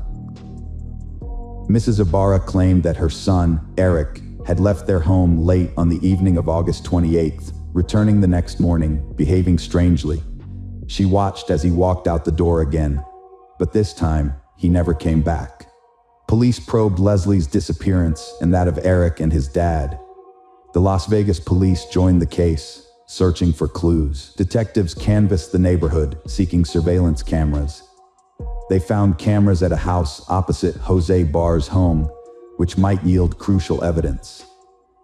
They also obtained billing records, tracking Leslie's movements on August 29th, shedding light on the mystery. Detectives discovered that the couple visited a casino and then went to a grill bar, arriving around 2:15 a.m. Leslie's cell phone was left behind at the bar, and records show that she left the establishment around 5:50 a.m. Shortly after, at 6:05 a.m., neighborhood cameras captured Eric's car pulling up to their family home. The footage clearly showed that Leslie was heavily intoxicated as Eric assisted her out of the car and into the house. Later at 7:25 a.m., Eric and his father Jose were seen carrying Leslie's body, wrapped in a sheet, out of the house and placing it in the trunk of the car. Eric then drove away, while Jose hosed down the driveway to their house. This suggested that Eric and Jose were not missing persons, but rather fugitives trying to avoid justice. After reviewing the footage, police obtained a search warrant for Eric's home, leading to the discovery of additional evidence indicating that Leslie did not leave the house voluntarily. The house had been cleaned with strong cleaning products in an attempt to conceal evidence, and latex gloves and trash bags were also found. Furthermore, traces of blood were discovered on the floor and bed in Eric's room, strongly suggesting an assault. Without DNA testing, it was evident to investigators that the blood belonged to Leslie. From that point on, the search for Leslie Palau focused on finding her body. Meanwhile, Eric and Jose were reported missing, and investigators worked to identify suspects. The Palacio family, shaken by the events, also took action. Roselia, Leslie's mother, reached out to the church community for help in searching for her daughter's body.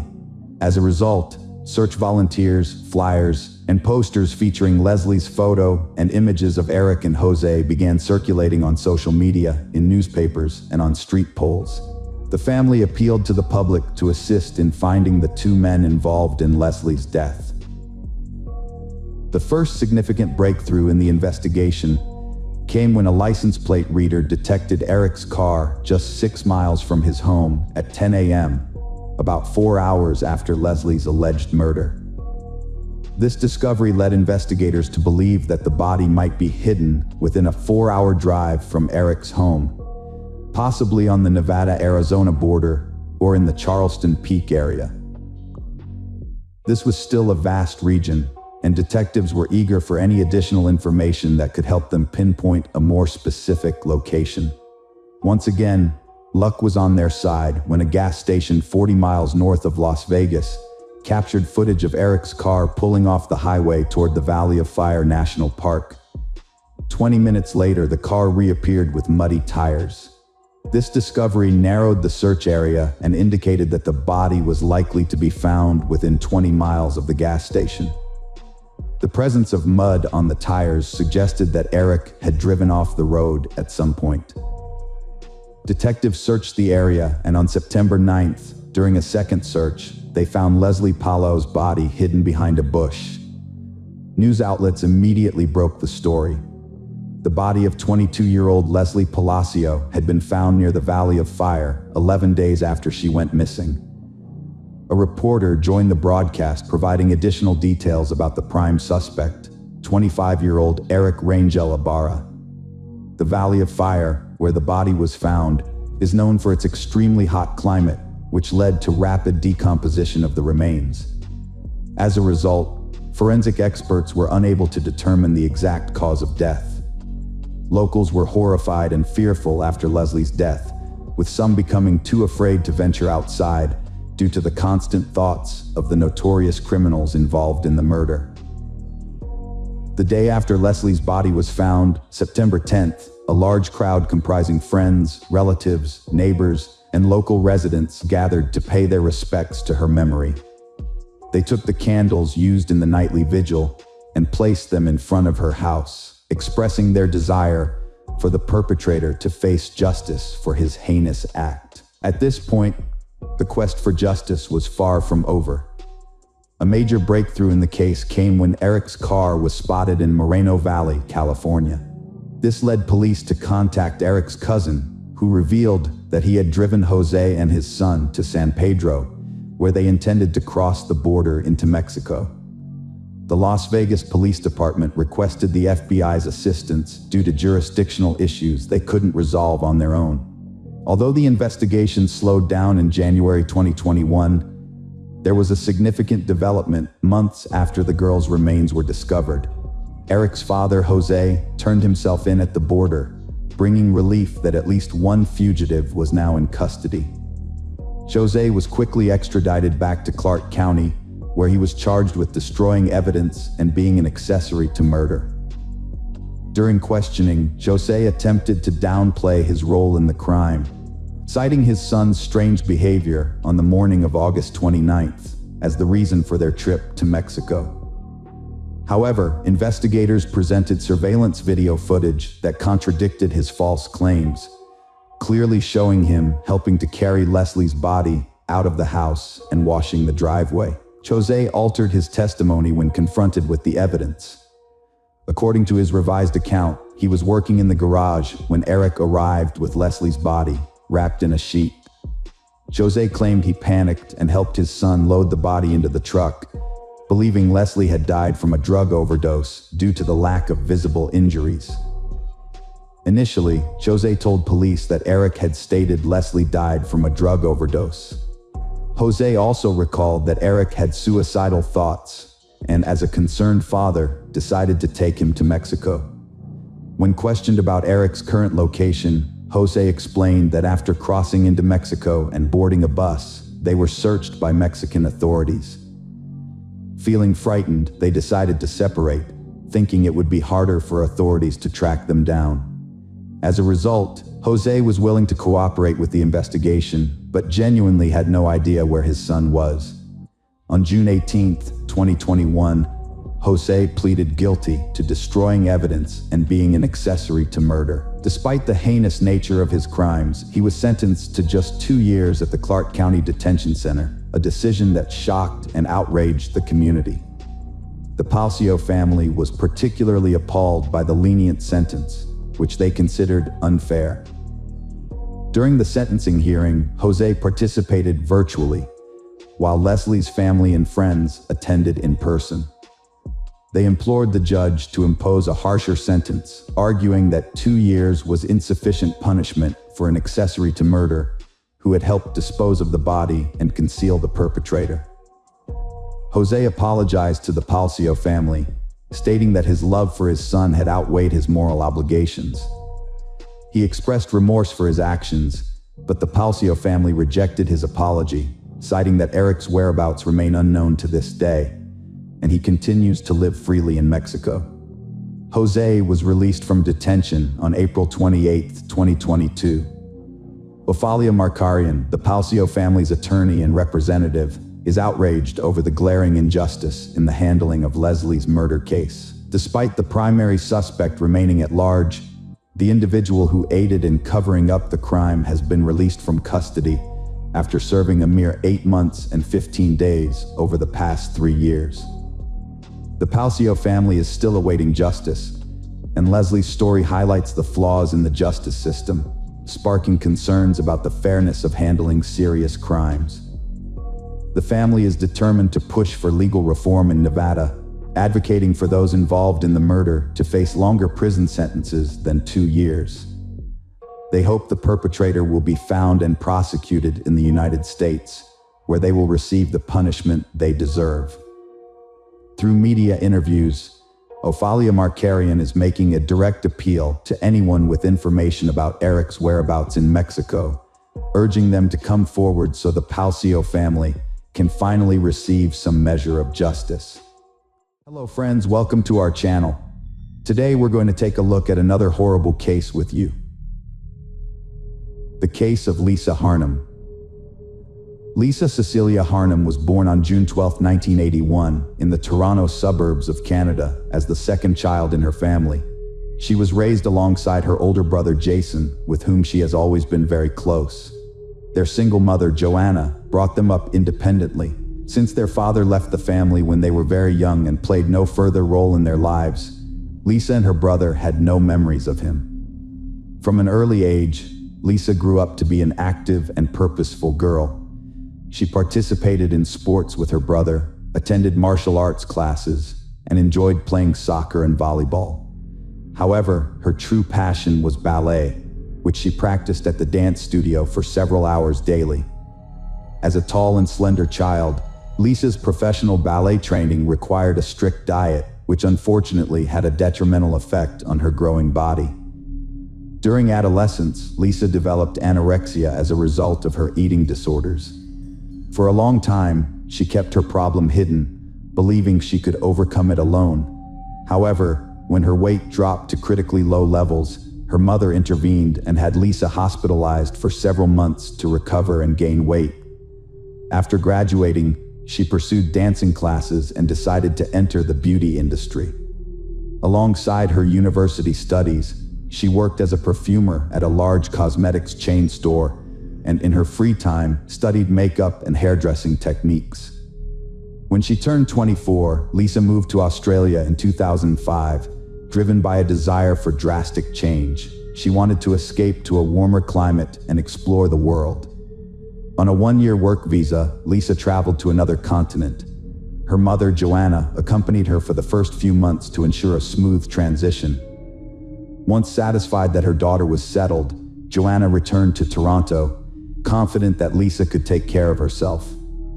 Lisa settled in Sydney, renting a cozy apartment, and soon landed a job at a small local cosmetology company. Once her visa expired, she made the decision to make Australia her permanent home.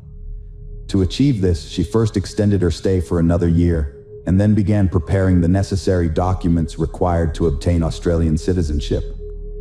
Lisa faced challenges in her personal life, partly due to her preference for older men, possibly stemming from her absent father figure. In 2006, she started a romance with a coworker nearly twice her age at Sydney Cosmetics.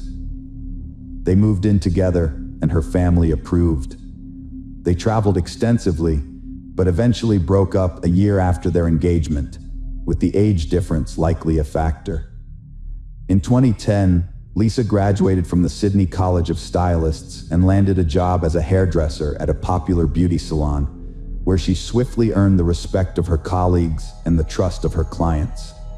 Around the same time, she started dating a new boyfriend, but their romance was short-lived after Lisa discovered he was married.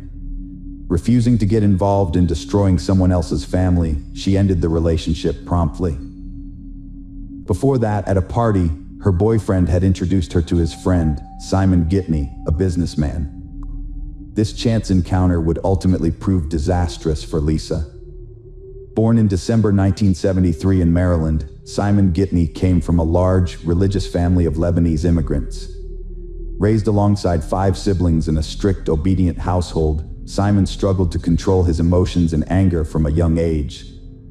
He was possessive, intolerant of rejection, and prone to violent outbursts, which eventually led to serious legal troubles.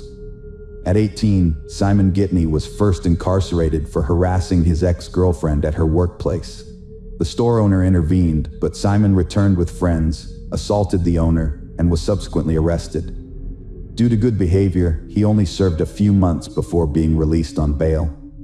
3 years later, Simon was arrested again, this time for theft. He resisted arrest, engaged in a violent struggle, and bit off a policeman's earlobe. Although he faced a severe prison sentence, the pastor of the Lebanese Christian church, which his family belonged to, intervened on his behalf. As a result, Simon served only a year and a half in prison. In 2000, Simon was arrested for drugs. He served 2 years of a 4-year sentence. After his release, Simon transformed his life. He co-founded a luxury shoe business, invested in real estate and a premium car, and hid his criminal past from others. Simon and Lisa exchanged numbers at a party and started chatting. When Lisa complained about her living situation, Simon offered her a free room in his apartment while she looked for a new place. Despite her mom's concerns, Lisa moved in, thinking Simon might be gay due to his appearance and piercings. They lived separately for months, but grew closer over time, and a romance blossomed. Simon, 37, and Lisa, 28, were a couple. To Lisa, Simon seemed like a charming prince from a fairy tale. He was outgoing, cheerful, and lavished his love with gifts and surprises. They went everywhere together, including the elite sports club, which Simon had been attending for years. Lisa thought she had found her soulmate and would live happily ever after with him. She couldn't stop talking about him to her mom, brother, and friends, unaware that their fairy tale was about to come to an end. Simon's behavior changed 6 months in, but Lisa didn't notice. He distanced her from friends and family, erased her boundaries, and tried to control her views and tastes. He convinced her to quit her job at a beauty salon where she was happy by throwing a scene and forcing her resignation. A month and a half after that, the couple relocated to a luxurious 15th floor apartment in an elite residential complex. Unbeknownst to Lisa, the apartment was heavily equipped with hidden surveillance cameras. Simon gifted Lisa an expensive smartphone and laptop, pre-installed with spyware that enabled him to monitor her messages, emails, and calls, as well as track her every move. He also gained access to her social media accounts, giving him the power to delete friends, posts, and photos at will. Katani's control over Lisa's life intensified daily, but he cleverly made it seem as though Lisa was voluntarily complying with his demands. He had invaded every aspect of her life, eliminating any semblance of privacy. Katani dictated Lisa's appearance, forbidding her from wearing makeup, claiming it made her look tacky, and instead bought her dull gray and black clothing, discarding her old outfits as too revealing. He restricted her movements, only allowing her to leave the apartment accompanied by him, and solely visiting places of his choice. He even banned her from going to the gym, instead purchasing expensive exercise machines, citing that she could now work out from home. Lisa's social media friend lists were shrinking daily, and Ghani finally convinced her to delete her accounts. With no friends left in real life, all her contacts and calls were closely monitored by Simon, who only allowed her to communicate with her mother and brother. During her last visit home in December 2010, Lisa decided to fly to Canada to spend Christmas with her family. Simon had planned to accompany her, but his urgent business matters prevented him from doing so. Despite initial reservations, he eventually agreed to let her travel alone, provided she adhered to his strict rules and conditions. When Lisa arrived, Jason and Joanna were astonished by the drastic changes they saw in her. She was a shadow of her former bright and cheerful self, now devoid of makeup, with her luxurious hair hidden under a headdress and dressed in unflattering all-black attire. However, it was the internal changes that were truly alarming. Lisa would flinch at every phone ring, instantly grabbing the receiver, as per Simon's instruction to answer calls immediately, regardless of the time or her activities. During her stay at her mother's house, Lisa refused to see friends and rarely ventured out. Joanna was shocked by her daughter Lisa's behavior and decided to talk to her. Lisa broke down, revealing that Simon controls her life, tracking her every move and restricting her freedom. He doesn't let her work, see friends, or pursue hobbies. Joanna was horrified, urging Lisa to stay in Canada, but Lisa insisted she loved Simon and believed he'd eventually calm down. Despite her family's pleas to stay, Lisa decided to move back to Australia to be with Simon, disregarding their warnings that the relationship was unhealthy. She reassured her mother that everything would be fine, saying Simon loved her and wouldn't harm her.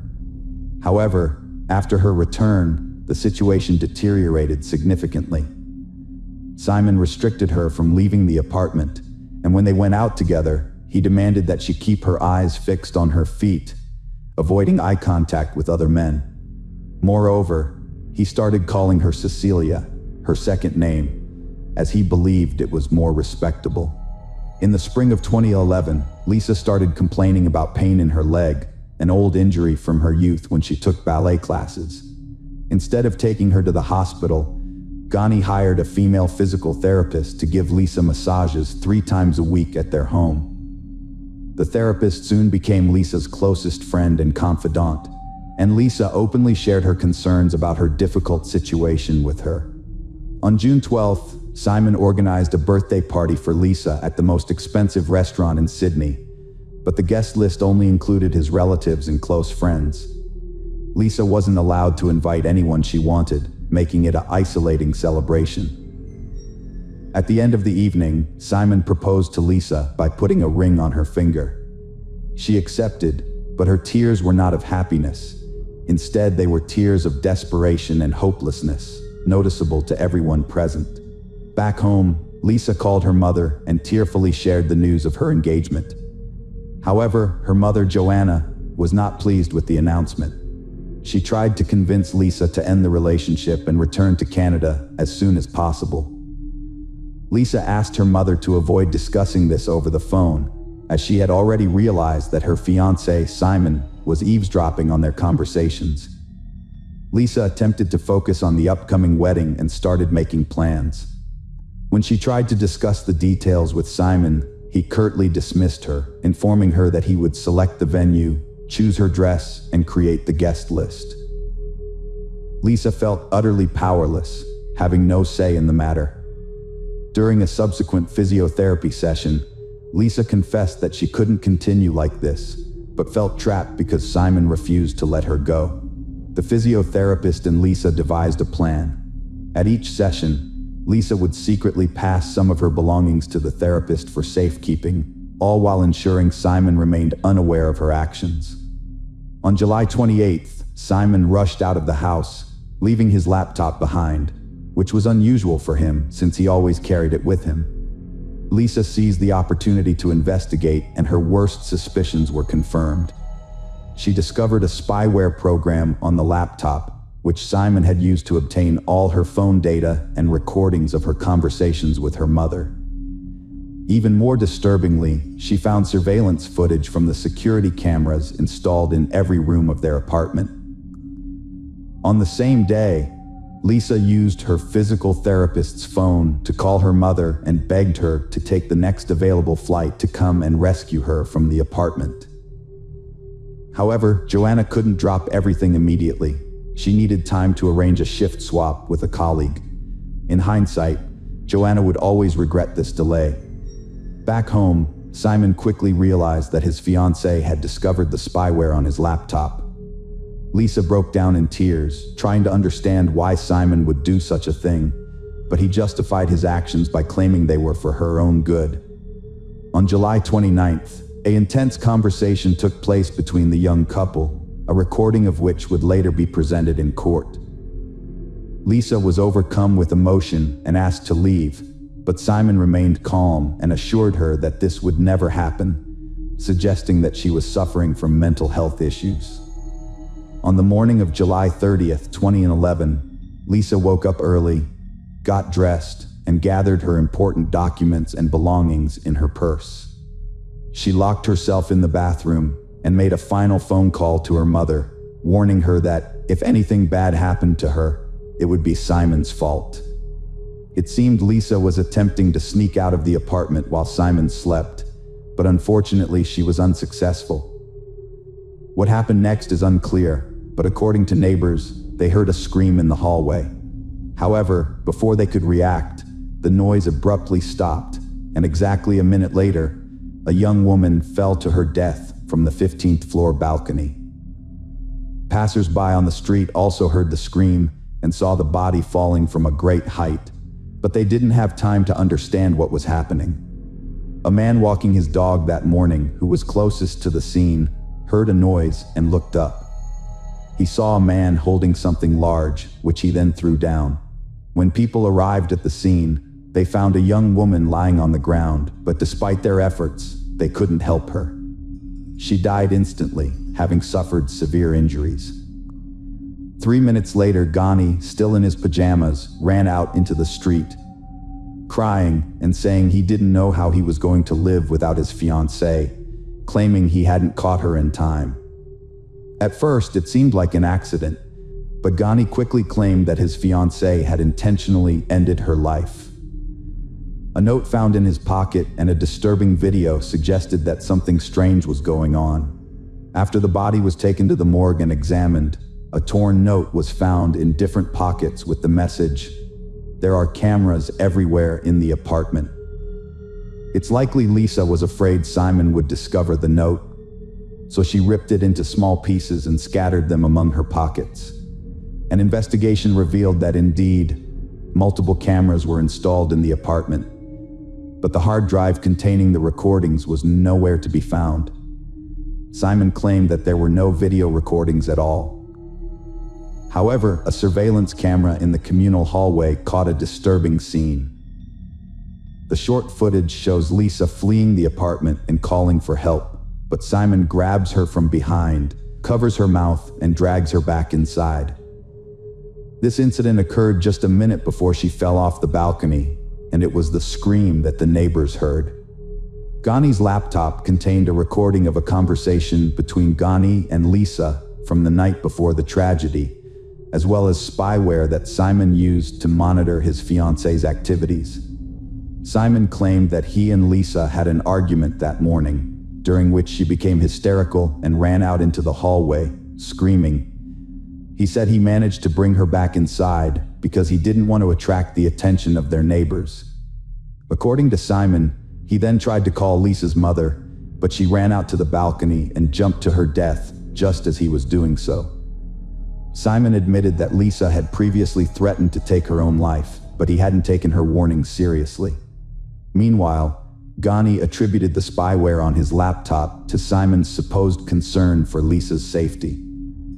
During the trial, Simon was accompanied by Rachel Louise, a 22-year-old model who bore a striking resemblance to his late fiancée. However, it was later alleged that Rachel Louise was only using Simon to gain fame and attention, and that she willingly spoke to the press and appeared on TV to declare that Simon was incapable of harming a woman. Simon's lawyers attempted to persuade the court that Lisa was unstable, prone to outbursts, and potentially responsible for her own death, despite evidence of her long battle with anorexia and her treatment at a clinic. They also claimed that Simon, being shorter, would have been physically incapable of lifting Lisa, who was taller, or throwing her over the balcony. However, a gym trainer who regularly saw Simon testified that he was much stronger than he appeared and could easily have lifted Lisa, contradicting the defense's claims.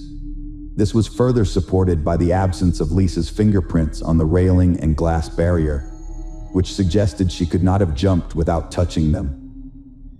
Additionally, the physiotherapist who had been confided in by Lisa and received her belongings in the hope of escaping her abusive relationship testified in court, providing crucial evidence. In the end, Ghani was found guilty of murdering his fiancée and sentenced to 26 years in prison, with the possibility of parole after 18 years. After the verdict was announced, Rachel Louise became enraged and started insulting the judge, which led to her removal from the courtroom. Simon and his legal team attempted to appeal the court's decision, but all their efforts were unsuccessful, and the verdict stood. Following the verdict, Rachel ended her relationship with her boyfriend, citing in an interview that it was challenging to maintain a relationship while he was incarcerated, although she still believes he is innocent. Hello friends, welcome to our channel. Today we're going to take a look at another horrible case with you.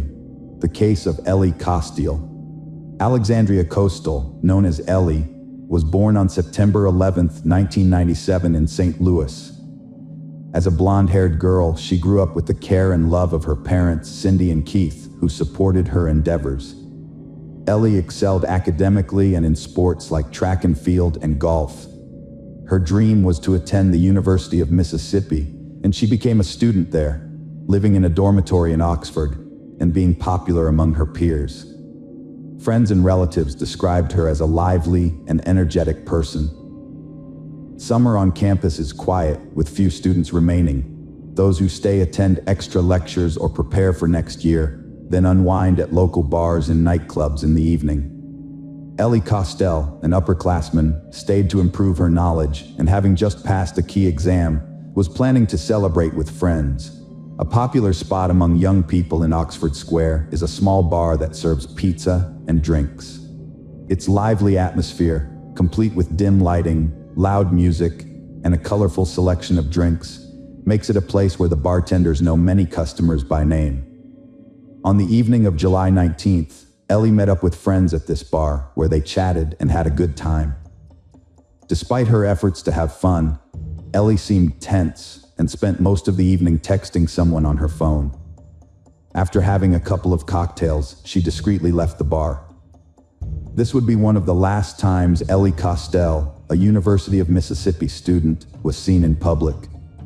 On July 20th, 2019, around 10:30 a.m., police officers stumbled upon a young woman's body near an abandoned fishing camp by Sardis Lake, about 30 miles from the university, during their routine patrol.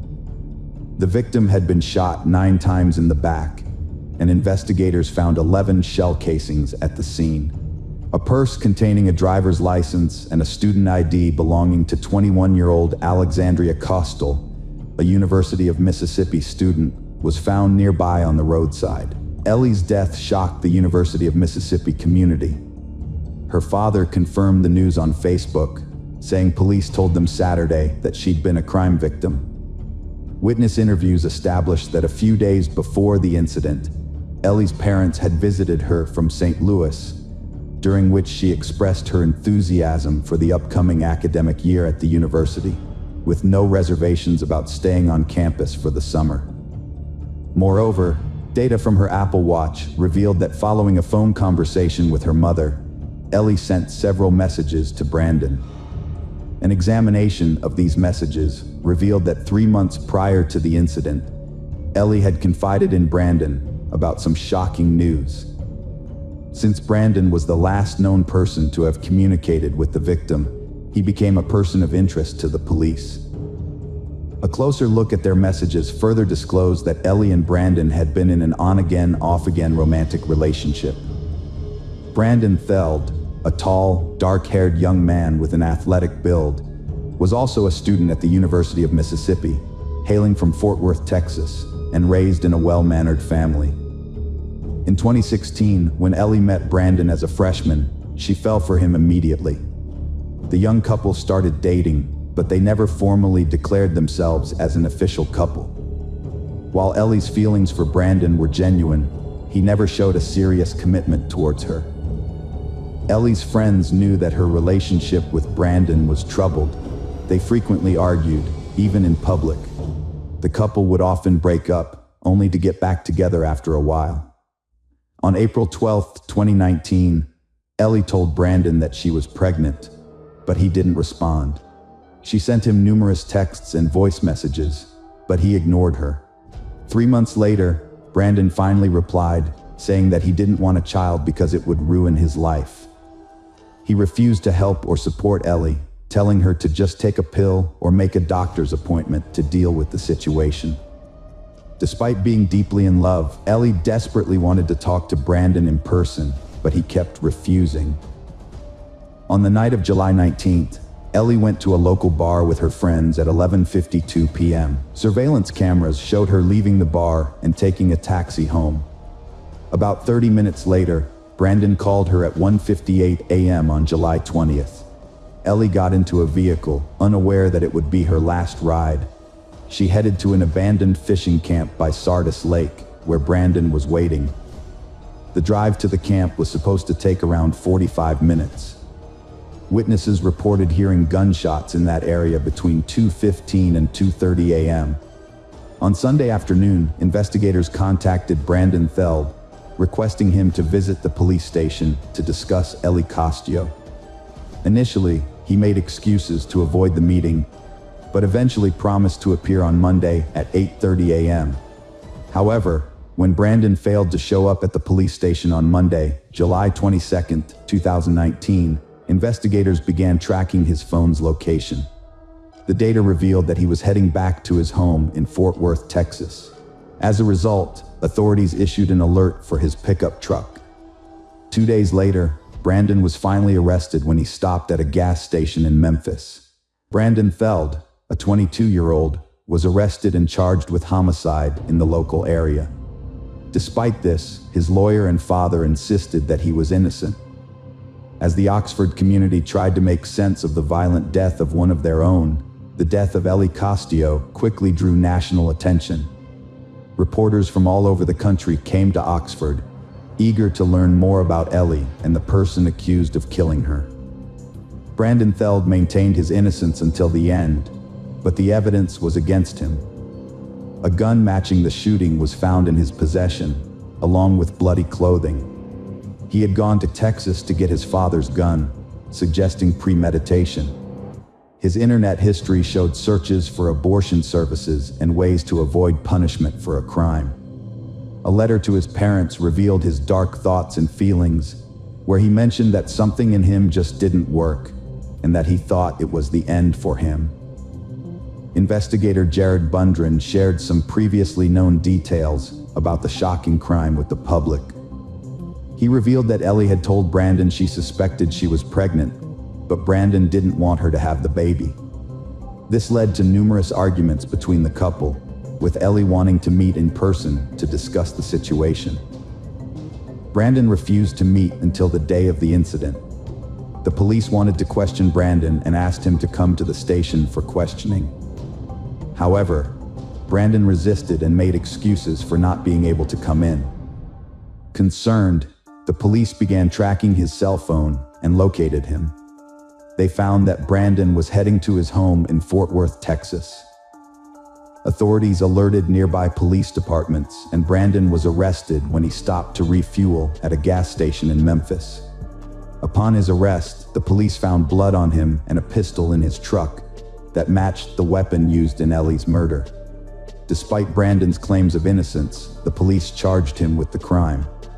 Morgan acted quickly after hearing about the student's death, seeking guidance from administrators. She noted the university's past experiences with student suicides and accidents, but this was a new situation. Morgan briefly addressed Ellie's passing in class, alerted counselors, and allowed students to postpone exams if needed. She expressed sympathy, saying her heart went out to Ellie's parents and friends, stressing that parents shouldn't have to bury their children.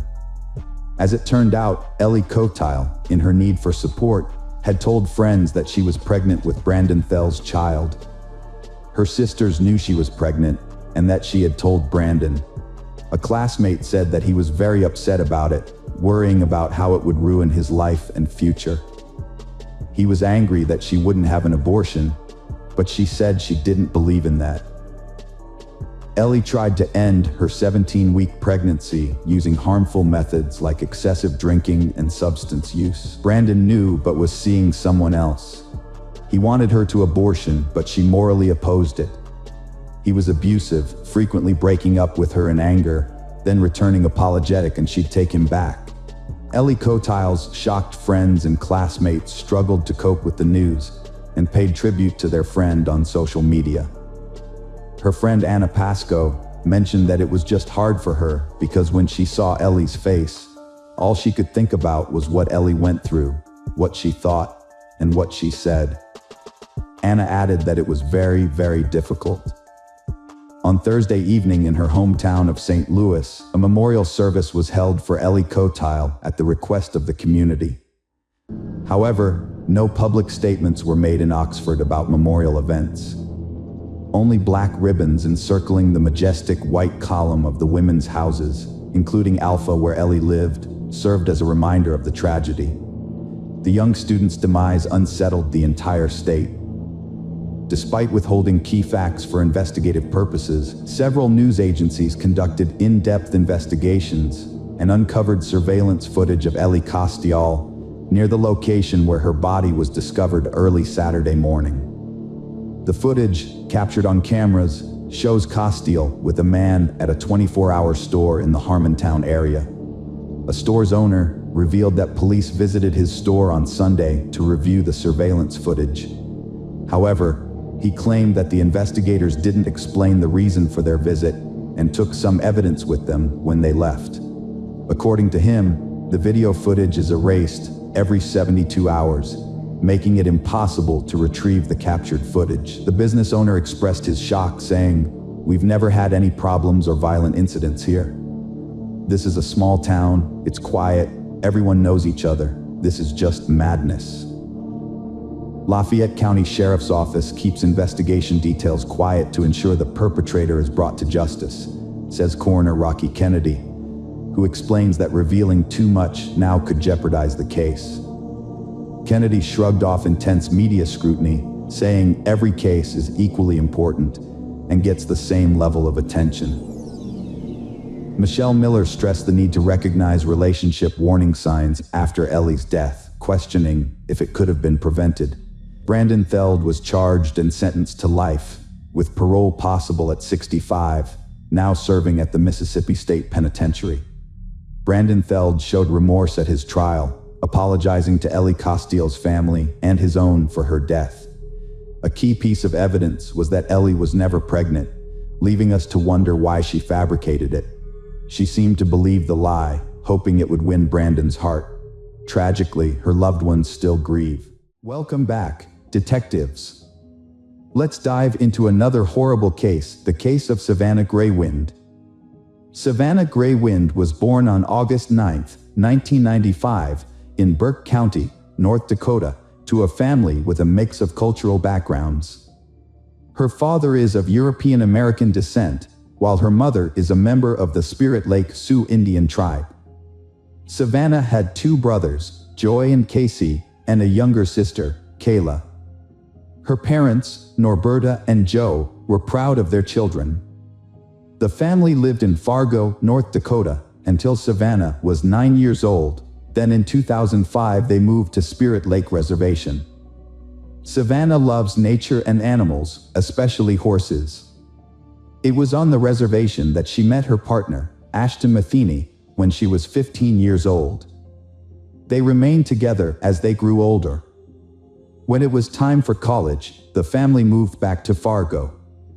Savannah found work caring for the elderly at a nursing home. She studied to become a nurse and is preparing to take her exams in September. She was expecting her first child and was excited to start her life with Ashton. They had found an apartment and planned to move in together in early September. However, at the time of her pregnancy, Savannah was staying with her parents on the bottom floor of a 7-unit, 3-story apartment building. The building was also home to Brooke Cruz, a 38-years-old woman, and her partner, William Hone, who rented an apartment on the 3rd floor. Brooke's life was deeply affected by a past marked by hardship and complexity. The experiences turned her into a dark and emotionally disturbed person.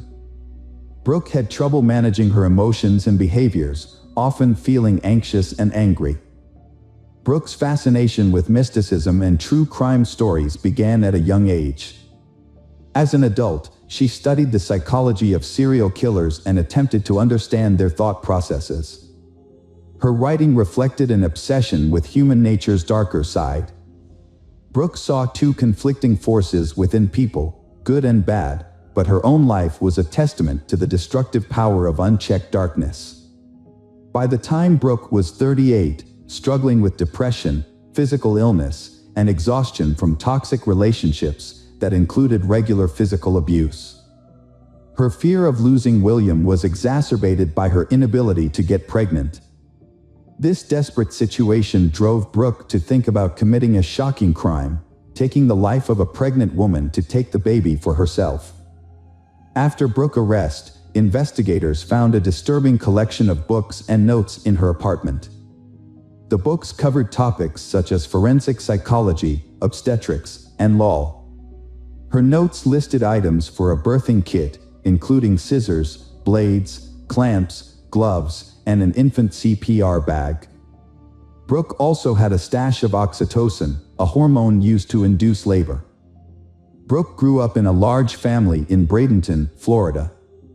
Her parents divorced when she was young, leaving her mother to care for 7 children, including Brooke. While her family appeared to be well off, Brooke's diary revealed a difficult childhood that she tried to forget.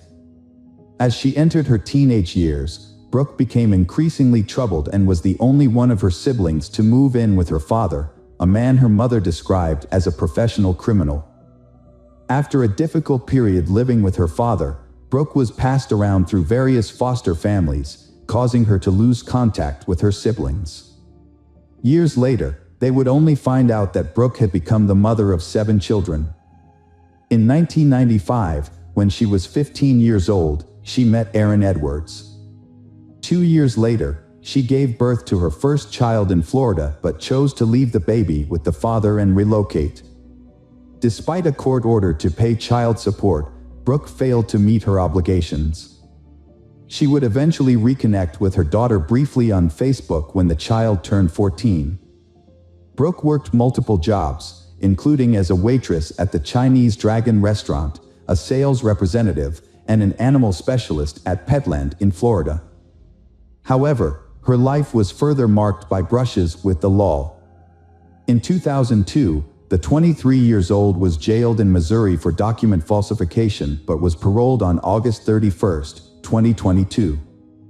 Unfortunately, her freedom was short-lived, as she was rearrested and jailed in Texas for violating her parole.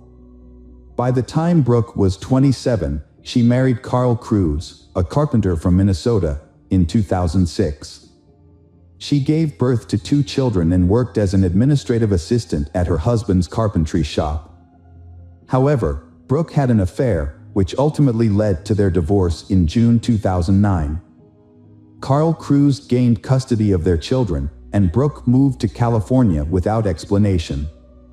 The only thing she did carefully and diligently throughout her life was to keep diaries, meticulously recording events as they unfolded.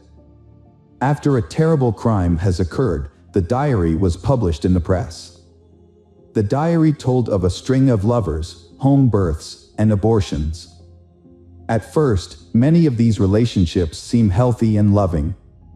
However, over time, the men in her life begin to control her by making her feel inferior. Brooke felt that Carl Cruz bullied and humiliated her, making her feel like a bad and promiscuous mother. Despite these negative feelings, after moving to California and filing for divorce, Brooke surprisingly returned to Carl Cruz's house. She then registered on a dating website and started taking psychology classes seriously. Brooke met Andrew Murray, a chef from Katoomba, New South Wales, Australia, on the dating site Tagged. Brooke decided to move to Australia to be with Andrew. However, before leaving, she was involved in a dispute with Carl Cruz over child custody in January 2012. During the argument, she grabbed a knife and attacked Carl Cruz. The police arrested her and charged her. Although she denied the allegations, she chose not to wait for her court hearing and instead fled to Australia using false immigration documents. Once there, she married Andrew. Andrew's marriage to Brooke lasted only 6 months. During that time, he discovered her past, including a previous husband and children in the US, as well as fake immigration papers. According to Andrew, Brooke threatened him for helping her, prompting him to report everything to the police as a precautionary measure. Andrew remembers their marriage as a time when Brooke became intensely interested in crime and the behaviors of serial killers. Brooke's interest in crime began as early as 2012, when she was studying psychology in nursing. Her thesis focused on serial killers, and she spent a lot of time reading about them. In total, Brooke spent 6 months and 10 days in Australia before returning to the US in October 2012. However, after returning to the US, she became embroiled in a lengthy custody battle for her 2 children. Reconciling with Andrew might have given her a chance to start over, but instead, she met William Hone, a 28-year-old man with a history of child abuse, in late 2012. Brooke fell in love with William, a man who had been divorced twice. Despite his troubled past, Brooke was optimistic about her new life. She took a job and began to rediscover herself. In 2013, Brooke decided to pursue a degree at Minnesota State University, enrolling in courses such as social behavior, psychology of deviant behavior, and research methods. She was particularly drawn to the psychology of serial killers, and her paper on the subject earned her top marks. Brooke's relationship with William was loving and kind at first, creating a peaceful home for their children. However, over time, the relationship became codependent, marked by joint substance abuse, and the problem is getting more and more tense. As Brooke's relationship deteriorated, her well-being suffered. She began to withdraw from her children, struggled in her job, and became increasingly fixated on her research into the darker aspects of human psychology. In 2014, Brooke's life and spirit changed dramatically after a series of terrible things happened to her. The specifics of these things are not disclosed, but they appear to have had a profound and lasting impact on her mental health. Brooke suffered a panic attack and was rushed to the hospital, where she was diagnosed with post-traumatic stress disorder. In the following year, Brooke's relationship with William began to deteriorate. She expressed her feelings of emptiness in her diary. She felt neglected, which led to her starting to isolate herself from others. Brooke's physical and mental health continued to decline, and she was eventually diagnosed with a gallbladder disease. This led to a significant decline in her overall well-being, causing her to become reclusive and rarely leave her house. The situation took a turn for the worse when Brooke's partner, William, became violent. In May 2016, the police responded to a call and found that William had brutally beaten Brooke in the bathroom. He pleaded guilty to assault and was banned from approaching her. However, he failed to comply with the restraining order and was found in Brooke's apartment 6 months later. The relationship between Brooke and William continued, but it was no longer healthy. However, one issue remained: William wanted a child, while Brooke was unable to have one due to a 2011 abortion. In 2017, after a fight, Brooke fabricated a pregnancy to prevent William from leaving her. To convince him, she sent him fake proof, including a false ultrasound picture and a photo of a positive pregnancy test. Brooke found an online recording of a random baby's heartbeat and presented it to William, claiming it was the heartbeat of the child she carrying. In reality, there was no pregnancy. William had already shared with friends and family that Brooke was pregnant, and in an attempt to save face, he pressured her to actually have the baby. Brooke understood William's statement as a final decision and thought he was insisting that they adopt a child from someone else, specifically their pregnant neighbor Savannah, who lived 3 floors below them. Brooke, who had medical knowledge, began making a list of what she needed to induce labor. One Saturday afternoon in August, Brooke deceived Savannah by offering her $20 to model a dress, claiming it was one she was currently sewing. Savannah agrees and goes to Brooke's apartment, unaware of Brooke's true intentions. Meanwhile, Savannah had ordered a pizza, expecting to eat it when she returned home. Savannah did not return home at the expected time. The brother went upstairs to the apartment Brooke's around 2:30 p.m. and heard the sound of a sewing machine, but no one answered the door. A short while later, Savannah's father, Joe, also went upstairs and knocked on the door. Brooke, who was with Savannah, yelled out that they were still working on a dress and that Savannah was trying it on, which is why they couldn't open the door. When Norberta returned home, she found that the pizza was untouched. She texted her daughter several times but received no response. She then went upstairs to the apartment, where a neighbor informed her that Savannah had left a while ago after finishing her dress fitting. Norberta became anxious and searched her apartment. Finding that Savannah's shoes, purse, car keys, and other belongings were still there. Savannah had been experiencing heat and swelling that made it painful and difficult for her to walk, so it was unlikely that she had gone for a walk. Norberta called Ashton Matheny, hoping that he might have picked up Savannah, but he replied that he hadn't heard from her either. Growing increasingly worried, Norberta called the police and began driving around the neighborhood, searching for her pregnant daughter. Norberta was driving and thought that if Savannah had gone out, Norberta would have found her nearby. Later that day, the police searched Brooke and William's apartment because it was the last place Savannah was seen. They allowed the police to enter and didn't interfere, but since the police didn't have a warrant, they didn't check inside closets or behind closed doors. The police informed Savannah's family that since she was considered an adult, she had the right to make her own choices. They also stated that without evidence of a crime, there was no requirement for them to keep the family updated on her situation. The investigators concluded that Savannah had left voluntarily. However, Savannah's family was upset by the police department's apparent indifference to her disappearance. The police searched the apartment 2 more times but found nothing. Later, William would admit that he hid Savannah infant in a suitcase and Savannah's body in a dresser with the shelves removed. 2 days after Savannah's murder, William and Brooke drove to a bridge over the Red River, carrying the dresser with Savannah's body, and dumped it into the water. On August 23, 2017, William's co-workers reported to police that he had mentioned having a baby at home.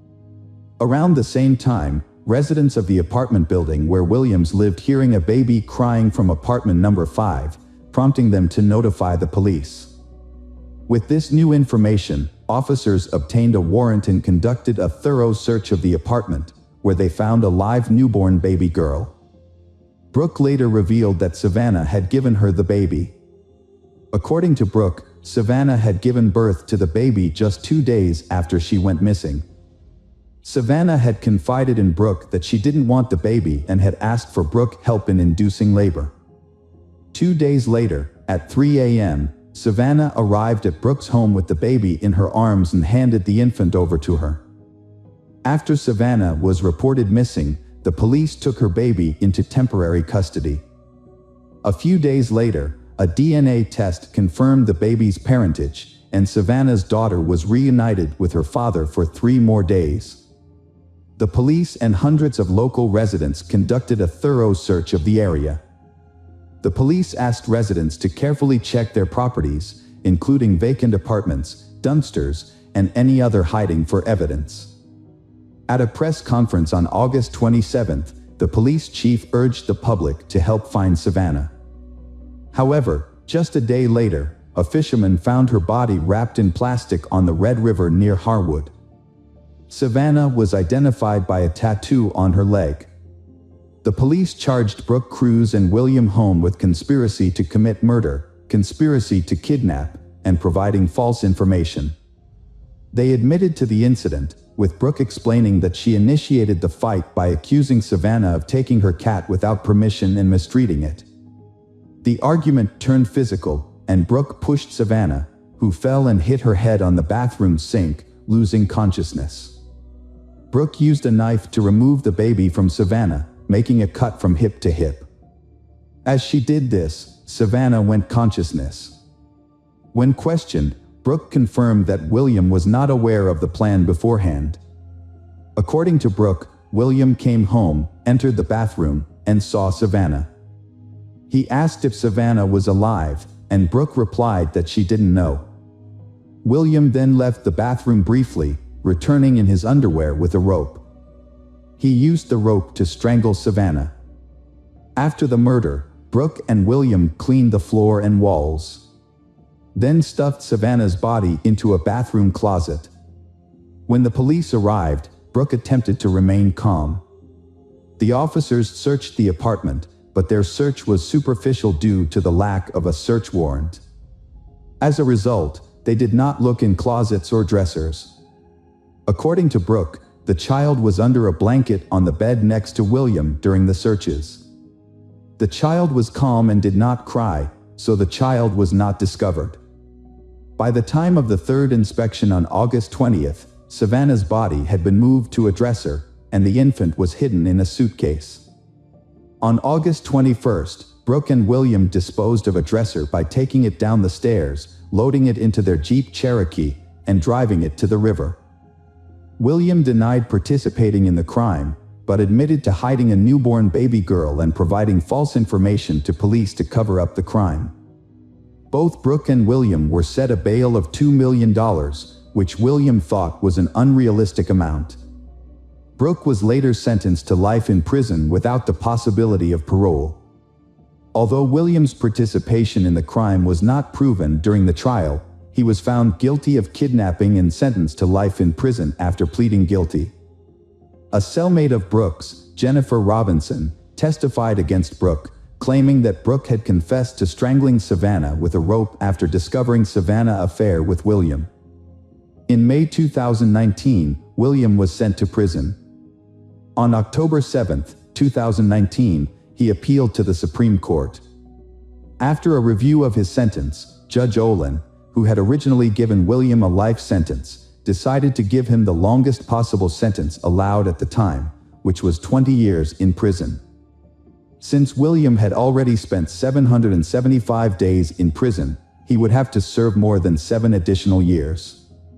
Savannah's baby, Hasley, is now 6 years old and attending kindergarten. The Savannah's parents regularly post updates on their public Facebook page about their granddaughter's life.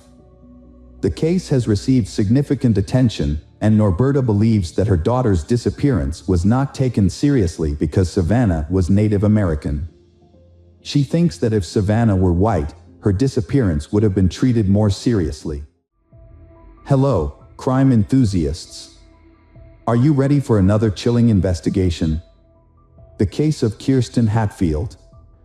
Kirsten Hatfield was born on February 12, 1989, in Midwest City, Oklahoma. Kirsten's father left the family soon after her birth, and her mother, Shannon, moved back in with grandparents. When Kirsten was 2 years old, they moved to their own home. Later, Shannon remarried, but the marriage was short-lived, leaving Shannon to care for her 2 young daughters alone. Kirsten, being the older sibling, took on a lot of responsibility, helping her mother care for her younger sister, Faith. Kirsten and Faith shared a bedroom, while their mother slept in the adjacent room. On May 13, 1997, Shannon put her daughters to bed as usual. Kirsten was 8 years old, and Faith was 3. However, Faith had already fallen asleep, so Shannon only said goodnight to Kirsten and left the door to their room slightly open, as she always did, in case Kirsten or Faith needed her. At around 3 a.m., Shannon was awoken by a noise coming from the girls' room. Thinking one of her daughters was awake, Shannon got out of bed to check on them. As she approached the door, the noise stopped. Assuming her daughters had gone back to sleep, Shannon was about to return to her room when she noticed that the door to their room was now completely closed. This was unusual, as she was certain she had left it slightly open. She wondered if one of them had closed the door or if she had simply forgotten to leave it open. Shannon opened the door slightly to check, but she didn't enter the room before returning to bed. Shannon went to wake up her daughters at 6:30 a.m. the next morning, but only found Faith in their bedroom. Shannon asked Faith where Kirsten was, and when Faith said she didn't know, Shannon began a thorough search of the house. However, Kirsten was nowhere to be found. Shannon then checked outside the house and contacted the parents of Kirsten's friends to see if she had come to their house. But no one had seen her.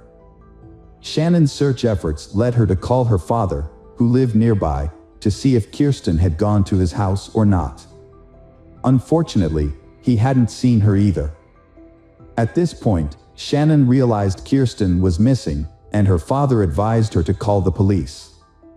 When the police arrived, they initially thought Kirsten might be hiding in the house or had simply wandered off for a walk, given the town's low crime rate. However, upon inspecting Kirsten's room, they found the window slightly open with a few drops of blood on the frame.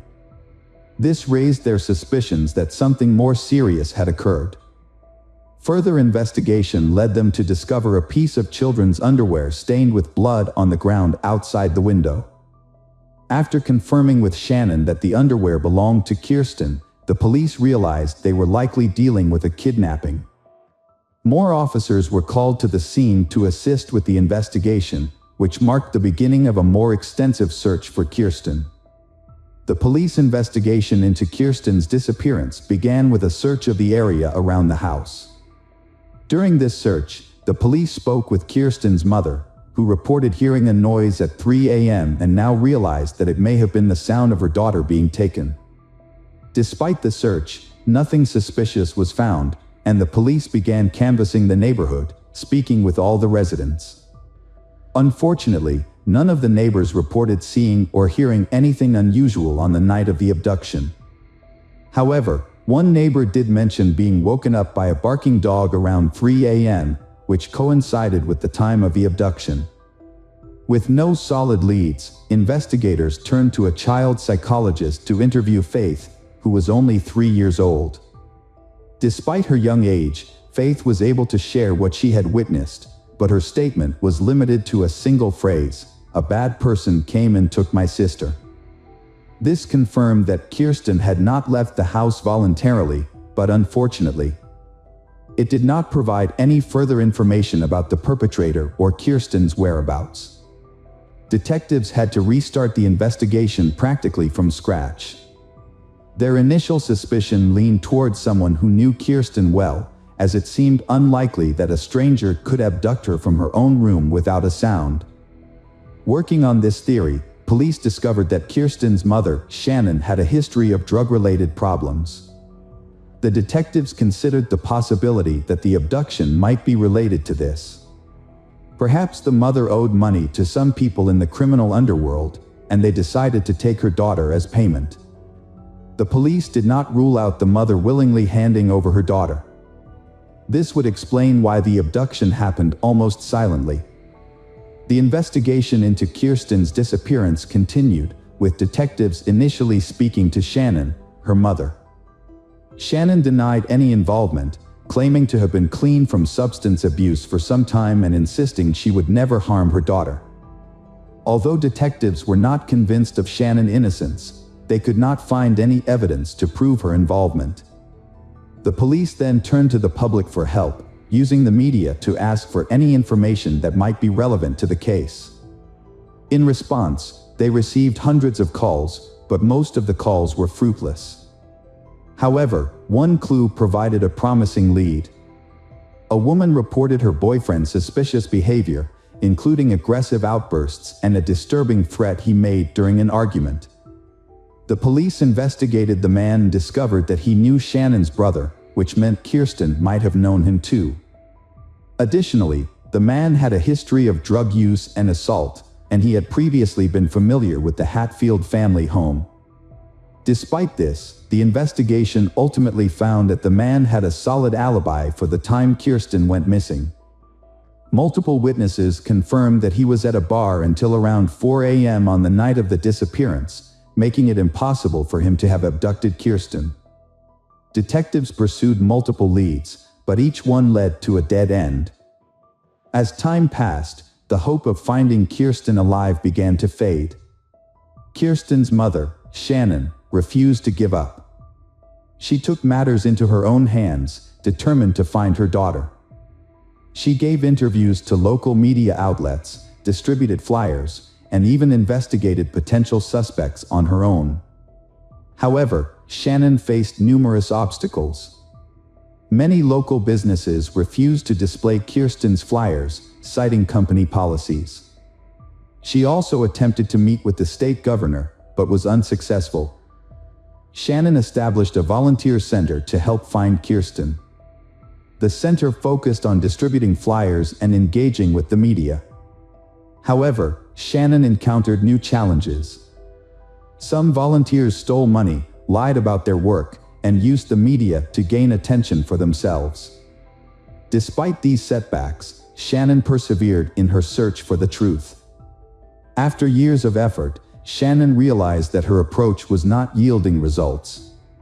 She enrolled in college, earned a degree in criminology, and became a parole officer.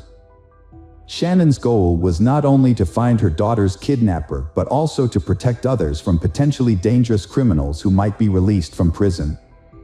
Shannon suspected Kirsten's kidnapper had a history of violent crimes. To pursue this lead, she researched people with violent pasts in her area but found no connection to Kirsten's disappearance.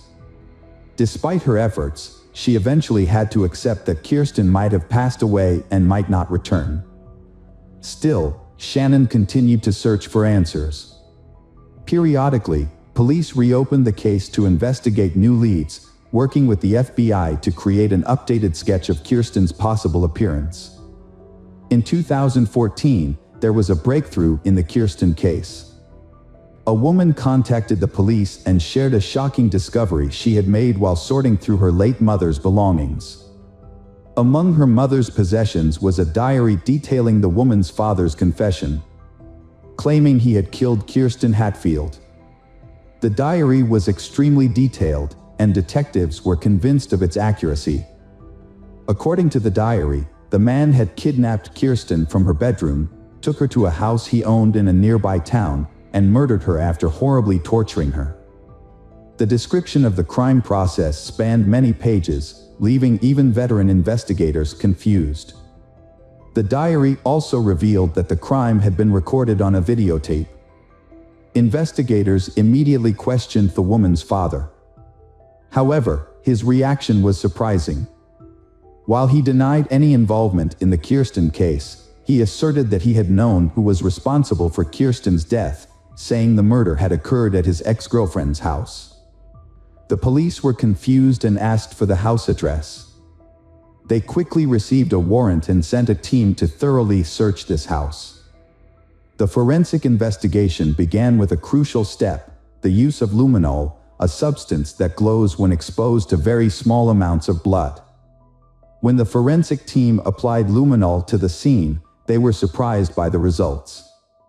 An expert later described the house as lit up like a Christmas tree due to the numerous bloodstains. The bloodstains matched the details of the murder described in the diary, leading the team to believe they had finally found concrete evidence. To investigate further, police removed the floorboards, cut out sections of wallpaper, and sent these items to a laboratory for analysis. They also organized an excavation team in the hope of finding the victim's body.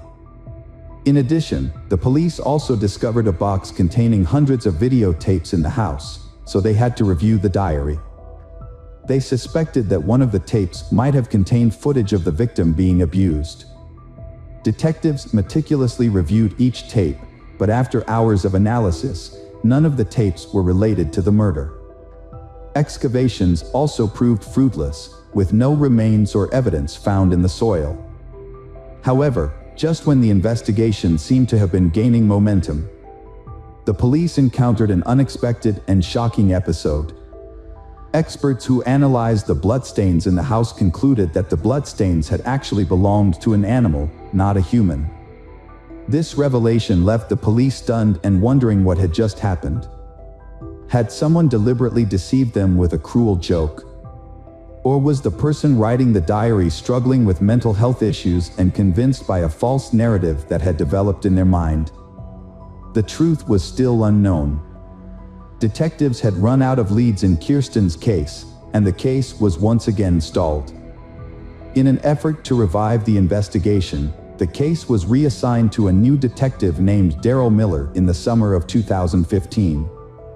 Miller decided to start from scratch and review all existing documents and records. During his scrutiny, Miller discovered something surprising. His predecessors had overlooked some key evidence, including blood found on Kirsten's windowsill and on her underwear. The evidence had been stored in a warehouse, but shockingly had never been sent to a laboratory for analysis. Miller suspected that the reason for this might have been because police initially thought the blood belonged to Kirsten, which would not have yielded any useful results. However, Miller decided to send them to the laboratory for analysis. The results were surprising. The blood sample did not belong to Kirsten, but to an unidentified man. This was a significant breakthrough after many years of investigation. Miller decided to collect DNA samples from all the men who had participated in the investigation since the kidnapping. Police tracked down each person on the list and sent their DNA to a lab for analysis. Everyone was cooperative and provided their DNA samples quickly. Miller patiently waited for the results, and finally he received a call from the lab. Experts had analyzed one of the samples and found a perfect match with bloodstains found on the window and the victim's underwear. The DNA belonged to Anthony Palma, 56. The Hatfield family's neighbor who lived across the street. Anthony had been one of the first people the police spoke to on the day of the abduction. At the time, he claimed to have woken up around 3 a.m. due to his dog barking. Now that his DNA had been linked to the crime scene, detectives decided to bring him in for further questioning. Although the DNA evidence was sufficient for a conviction, the investigators hoped to obtain a confession from Anthony. A confession would expedite the trial and potentially lead them to Kirsten's body, which was still missing. To get Anthony to talk, the detectives invited him for questioning, telling him it was a routine process. They claimed they were re-interviewing everyone, including neighbors, to gather new information. In reality, their goal was to get Anthony to admit whether he had ever been inside the Hatfield family home. Detectives asked Anthony to recall any additional details about the night in question. He retold the same story he had shared 18 years earlier. But this time he added a new detail. He claimed to have seen a white car parked outside Kirsten's house, although he didn't think much of it at the time. The police then asked Anthony about his relationship with Kirsten and her family. He stated that he knew them as neighbors, but he had never interacted with Kirsten personally. He maintained that he got along well with the other neighborhood children, who would often ask him for help fixing their bikes or visit him for candy. This conversation became a critical point in the investigation, as the police had discovered Anthony's blood on the windowsill of Kirsten's bedroom. When they asked if he had ever entered the house, Anthony claimed he had not. This statement raised suspicions, as the presence of his blood suggested otherwise. The detectives faced a challenge. Anthony's blood was fresh, suggesting it had been left recently, but he had had a visit to the house when it belonged to a friend. The investigators decided to move forward with the interrogation. Informing Anthony that his blood had been found in Kirsten's room and on her underwear. Anthony repeatedly denied ever entering the house, despite the evidence to the contrary. The investigators attempted to extract a confession, but he consistently maintained his innocence. The detectives changed their approach and exited the room, leaving Detective Miller to speak with Anthony privately. Miller entered with a photo of Kirsten, placing it in front of Anthony. However, Anthony promptly pushed the photo away, refusing to look at it for the remainder of the conversation. Miller asked various questions, attempting to prompt Anthony into a confession, but he continued to deny any involvement. Failing to obtain an admission of guilt, the police ended the interrogation and apprehended Anthony. A subsequent search of his residence, made possible by a search warrant, uncovered no evidence of Kirsten's remains or any other relevant evidence. During the trial, Anthony repeatedly denied any involvement in the crime. But DNA evidence told a different story. As the trial progressed, new details emerged that the police had initially overlooked. It was revealed that Anthony had a history of run-ins with the law, including a prior conviction for breaking into a girl's bedroom and assaulting her. He had also been imprisoned in the 1980s for a violent attack involving a weapon. Anthony's past convictions signaled his dangerousness, yet were overlooked in 1997. In 2017, a jury returned a guilty verdict for Kirsten's kidnapping and Kirsten's murder, and Anthony was sentenced to life in prison. Despite the guilty verdict, Anthony never disclosed the location of Kirsten's body. Kirsten's mother refused to give up hope, however. She consistently reached out to Anthony, calling and visiting him in prison, in an effort to find out where Kirsten's body was. She spent hours trying to extract the truth from him, but ultimately, she was unsuccessful. Tragically, in 2019, Anthony was killed by his cellmate, who was motivated by a desire for revenge for Anthony's horrific crime against a child. As a result, Kirsten's family's only hope of finding Kirsten's body now depends on hikers or tourists who might stumble upon it in remote national parks, where Anthony may have buried her.